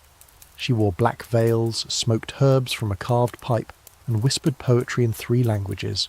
She charged twice as much as the younger girls and had a waiting list. No one knew her real age, or cared. And some older women fought back in quieter ways, mentoring the younger workers, passing down tricks and warnings, protecting them from cruel clients or crooked guards. They became unofficial mothers in a place where no one ever got to be a mother. Not fully, not safely. Historians still debate how widespread these experiences were. Some argue that the average brothel worker didn't live long enough to age out. Others suggest that many transitioned smoothly into other trades or relationships. But fragments of letters, records, and oral traditions suggest something else, that many just disappeared. Not dramatically, just slowly. One day no longer at the table, one day no longer behind the curtain, and no one talked about it. That's the part that lingers. The silence. Because the brothel wasn't built for old age. It wasn't designed to hold women past their peak. It consumed youth, converted it into coin, and moved on. But within those walls some women held on anyway, clung to scraps of dignity, found moments of love, stared back at the mirror and whispered, "Still here?" So tonight, as you hear footsteps past the door, heavier, slower, the tread of someone who's walked this floor 1,000 times, remember her. Not the girl in the lace, not the one giggling on the client's lap, the one with the tired eyes, the steady hand, the voice that's seen too much. She's not gone yet, and she's got stories you wouldn't believe. There's a hush tonight that isn't fear or fatigue. It's anticipation, the kind that prickles at the back of your neck. Someone's arriving. Word travelled ahead. A carriage spotted outside the gates, liveried guards on horseback, crests barely covered under dust-stained cloaks. The brothel is scrambling, not to hide anything, but to shine everything. The candles are lit, the finest wine is uncorked, and the newest girl has been bathed twice, even though she's still shaking. Because when a noble visits, especially one with power, everything changes. This isn't just about status, it's about survival. Nobles were dangerous clients, not because they were violent, though some were, but because they didn't have to follow the rules. They could buy silence. They could demand anything. And if something went wrong, well, it was never their name that ended up on the warrant. So tonight, we're pulling back the velvet curtain on the elite customers, those who entered brothels not in secrecy but with entitlement, and how their presence shaped everything, from business to fear. Let's be clear, nobles loved brothels. Kings, dukes, bishops, knights, fresh off campaigns. They all came, often loudly, often in groups. It was a place to flaunt power, to indulge without consequence, to escape courtly decorum in favour of something stickier. In some cities, noble brothel attendance was so routine it became a performance. They'd arrive with fanfare, throwing coins to street urchins, demanding music, sending servants ahead to prepare the girls. It wasn't secrecy they wanted, it was spectacle, and the brothel adapted, quickly. When nobles were expected, madams reallocated everything. The best rooms were cleaned top to bottom. The most polished workers were assigned, often whether they wanted to be or not. Wine was upgraded, beds were turned down, perfume flowed like prayer, and the price doubled at least. Nobles didn't haggle. They paid, if not in coin, then in favours. But that favour was a double-edged blade. On one side, yes, a noble patron could protect a brothel. They could argue down a city fine, or donate anonymously to cover taxes. Some brothels proudly displayed crests on their mantles or discreetly stitched symbols into curtains, marks of affiliation. It made them untouchable in theory. On the other side, a noble could destroy a house with a single whisper, if a client died under suspicious circumstances, if a servant overheard too much, if a girl got pregnant and thought for 1 second she might ask for support. The noble would vanish, and suddenly the brothel found itself under scrutiny. Inspections, raids, accusations of corruption or witchcraft. Nobles could walk away, the brothel could not. One infamous case from Florence in 1434 involved a duke who hosted a private masquerade in the upper rooms of a well-known brothel. A servant overheard political gossip, names of rivals, hints of treason, and repeated it. Within days the brothel was closed, the madam arrested, the servant disappeared, the duke promoted to ambassador, and then there were the requests. Nobles didn't just want pleasure, they wanted control. They brought outfits, scripts, demands that blurred into the cruel. Some wanted reenactments of childhood traumas, some wanted blood, some wanted nothing more than to lie beside someone who wouldn't talk back, even if it meant she was gagged. And the girls couldn't say no, not easily. Not when the man in the room could buy a dozen more of you before breakfast. Still, some women learned how to turn noble visits to their advantage. They flattered strategically, listened carefully. Some became confidants, lovers even. Not always romantically, but politically. A well-placed word, a well-timed secret, could keep the house safe for months. There's a recorded case in Paris of a brothel worker named Isabeau, who brokered peace between two rival lords through pillow talk. She lived like a queen for 6 months before disappearing under unclear circumstances. Nobles also influenced fashion. When a countess began painting her lips with crushed berries, suddenly the brothel girls did too. When a knight arrived with silk from the east, the madam tracked down the same fabric within a week. Nobility brought trends, gossip, even language. Some brothel workers learned multiple tongues, French, Latin, even Arabic, just to keep up. And then there were the clients who weren't nobles, but pretended to be. They'd arrive with borrowed cloaks, fake crests, big talk about titles that didn't exist. The girls usually spotted them quickly. The boots gave it away. A real noble's boots were polished and hand-stitched. The fakes were soft at the heel, like he'd been walking instead of riding. But the madam often let it slide. Let the man feel powerful, let him spend like he was wealthy. Then gently reminded him, when payment was due, that his lordly generosity should match his stories. There's even a fringe account of a brothel in Bordeaux that offered discounts for actual nobles, but charged double to anyone claiming to be one. A running joke, but also a trap. If you said you were a duke and then couldn't pay the duke's rate, that was fraud, and the madam had a cousin in the city guard. Of course, not all noble visits ended in drama. Some clients were respectful, some were kind. A few even supported children born from these visits, quietly, generously. But these were exceptions, not rules. Most nobles treated brothels like theatres where they were the only audience, and the only critic. And for the workers, these visits brought both terror and opportunity. A noble might lift you out of the brothel for a few weeks, take you to a country manor, drape you in velvet. But he might also forget your name before morning, might leave bruises, might ruin you. And if he did, who would believe you? There's ongoing scholarly debate about how much political influence brothels had through their noble clients. Some argue they were hotbeds of soft power, with women shaping policy through whispered influence. Others suggest that's a romantic fantasy.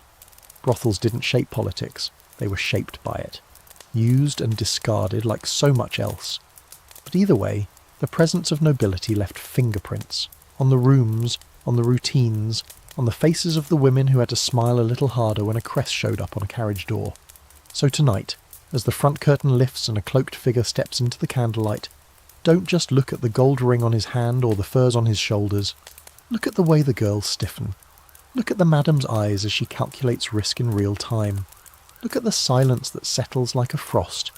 Because when power walks in, it doesn't knock, it just expects. By now, you know the creak of the floorboards in this place, the smell of old wood soaked with wine and sweat and lavender oil. You know which stair groans when someone sneaks up at night, and which window never shuts all the way. But tonight is different. Not because of a client, not because of a raid, because of you. You've been here long enough to see through the walls, past the costumes. And what you're seeing now? The ghosts, not the white sheet kind, the real ones, the echoes, the weight, the history pressed into the fabric of the place like a second skin. Because when a brothel lives for long enough, it collects more than debts and perfume bottles. It gathers stories, and those stories don't vanish. They linger, in the quiet, in the ritual, in the pauses between one moan and the next. So tonight we're going to sit with those ghosts. There's the girl who came here dressed as a boy, because it was safer. She worked 2 years before someone figured it out, and by then no one cared. She had soft hands and a sharper tongue, and every client left confused but oddly pleased. She died during the coldest winter anyone remembered, wrapped in a coat someone else stole before dawn. No one even remembers her real name, just the blue ribbon she always wore around her boot. There's the woman who saved up every coin she ever made, buried them in clay jars under her mattress, and ran away with the travelling scribe. Rumour says she married him, bore 3 daughters, and taught them all to read, because she had never learned. Her name still shows up in old ledgers, circled 3 times with a note beside it. Paid in full, never returned. The madam kept the ledger like a charm, a rare ending that didn't rot. There's the man who came every week just to talk. He'd lost his wife in childbirth, spent years alone. He brought gifts, badly carved wooden birds, dried apples, little trinkets no one needed. The girls laughed behind his back, but took the apples anyway. When he stopped showing up, they lit a candle for him. Not because they missed the birds, because no one else would. Some ghosts are louder. There was a raid once in this very building. You can still see the scorch mark on the ceiling beam. A guard broke a lantern during the chaos. A girl, Anna maybe, pushed her friend out the back window but got caught in the smoke herself. The madam didn't speak for 3 days after. Then one night she took every cushion in the house and threw them into the fire. Said they smelled like sorrow. They replaced them the next day. But no one sat on them without shifting uncomfortably for weeks. And then there's the ritual. Every house has one. A thing they do without really knowing why. In this one, it's the red string, tied to the door handle at night, a bit frayed, stained, but always there.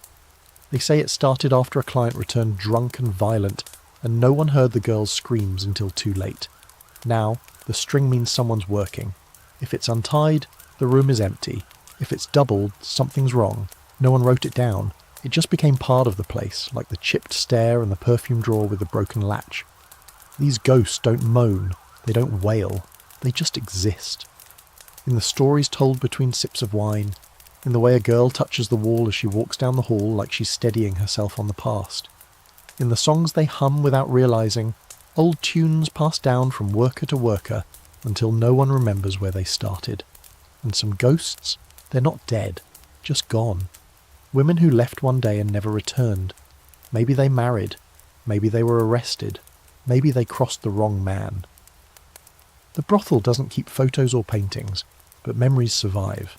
The madam can still list their habits like inventory.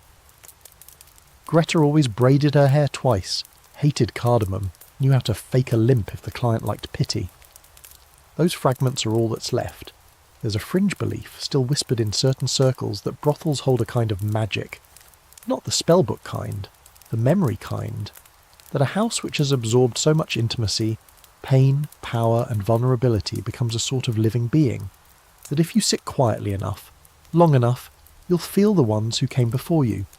That's why some madams refuse to move the furniture. Why some rooms are never repainted, even when the walls start to peel.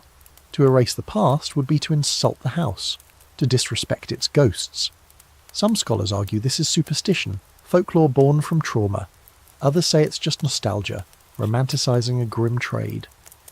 But neither theory explains the patterns, the little rituals, the names scratched into beams, the coins left under mattresses long after their owner is gone. Whether you believe in ghosts or not, the brothel does. And you've walked its halls. You've heard the floorboards creak, seen the shadows move just slightly when no one's there. You've watched a girl sit by a window, with tears she couldn't explain, and hum a lullaby that didn't belong to her. Maybe it belonged to someone buried in crossbones. Maybe it was hers in another life. What's certain is this: the brothel doesn't forget.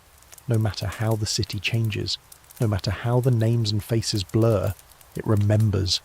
The ones who worked, the ones who laughed, the ones who didn't make it out. So tonight, as the fire burns low and the last candle flickers in its stub of wax, take a moment. Close your eyes. And if you feel something old, something soft, something sorrowful, don't be afraid.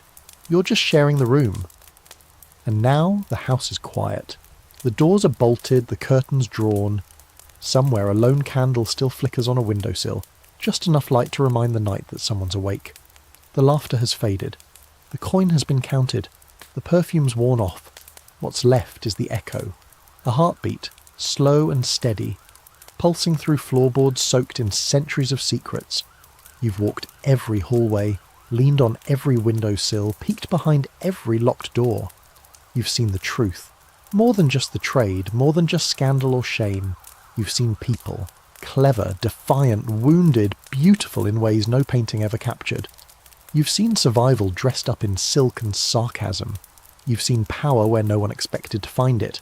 The medieval brothel wasn't just a place where sin lived. It was a stage, a shelter, a trap, a home.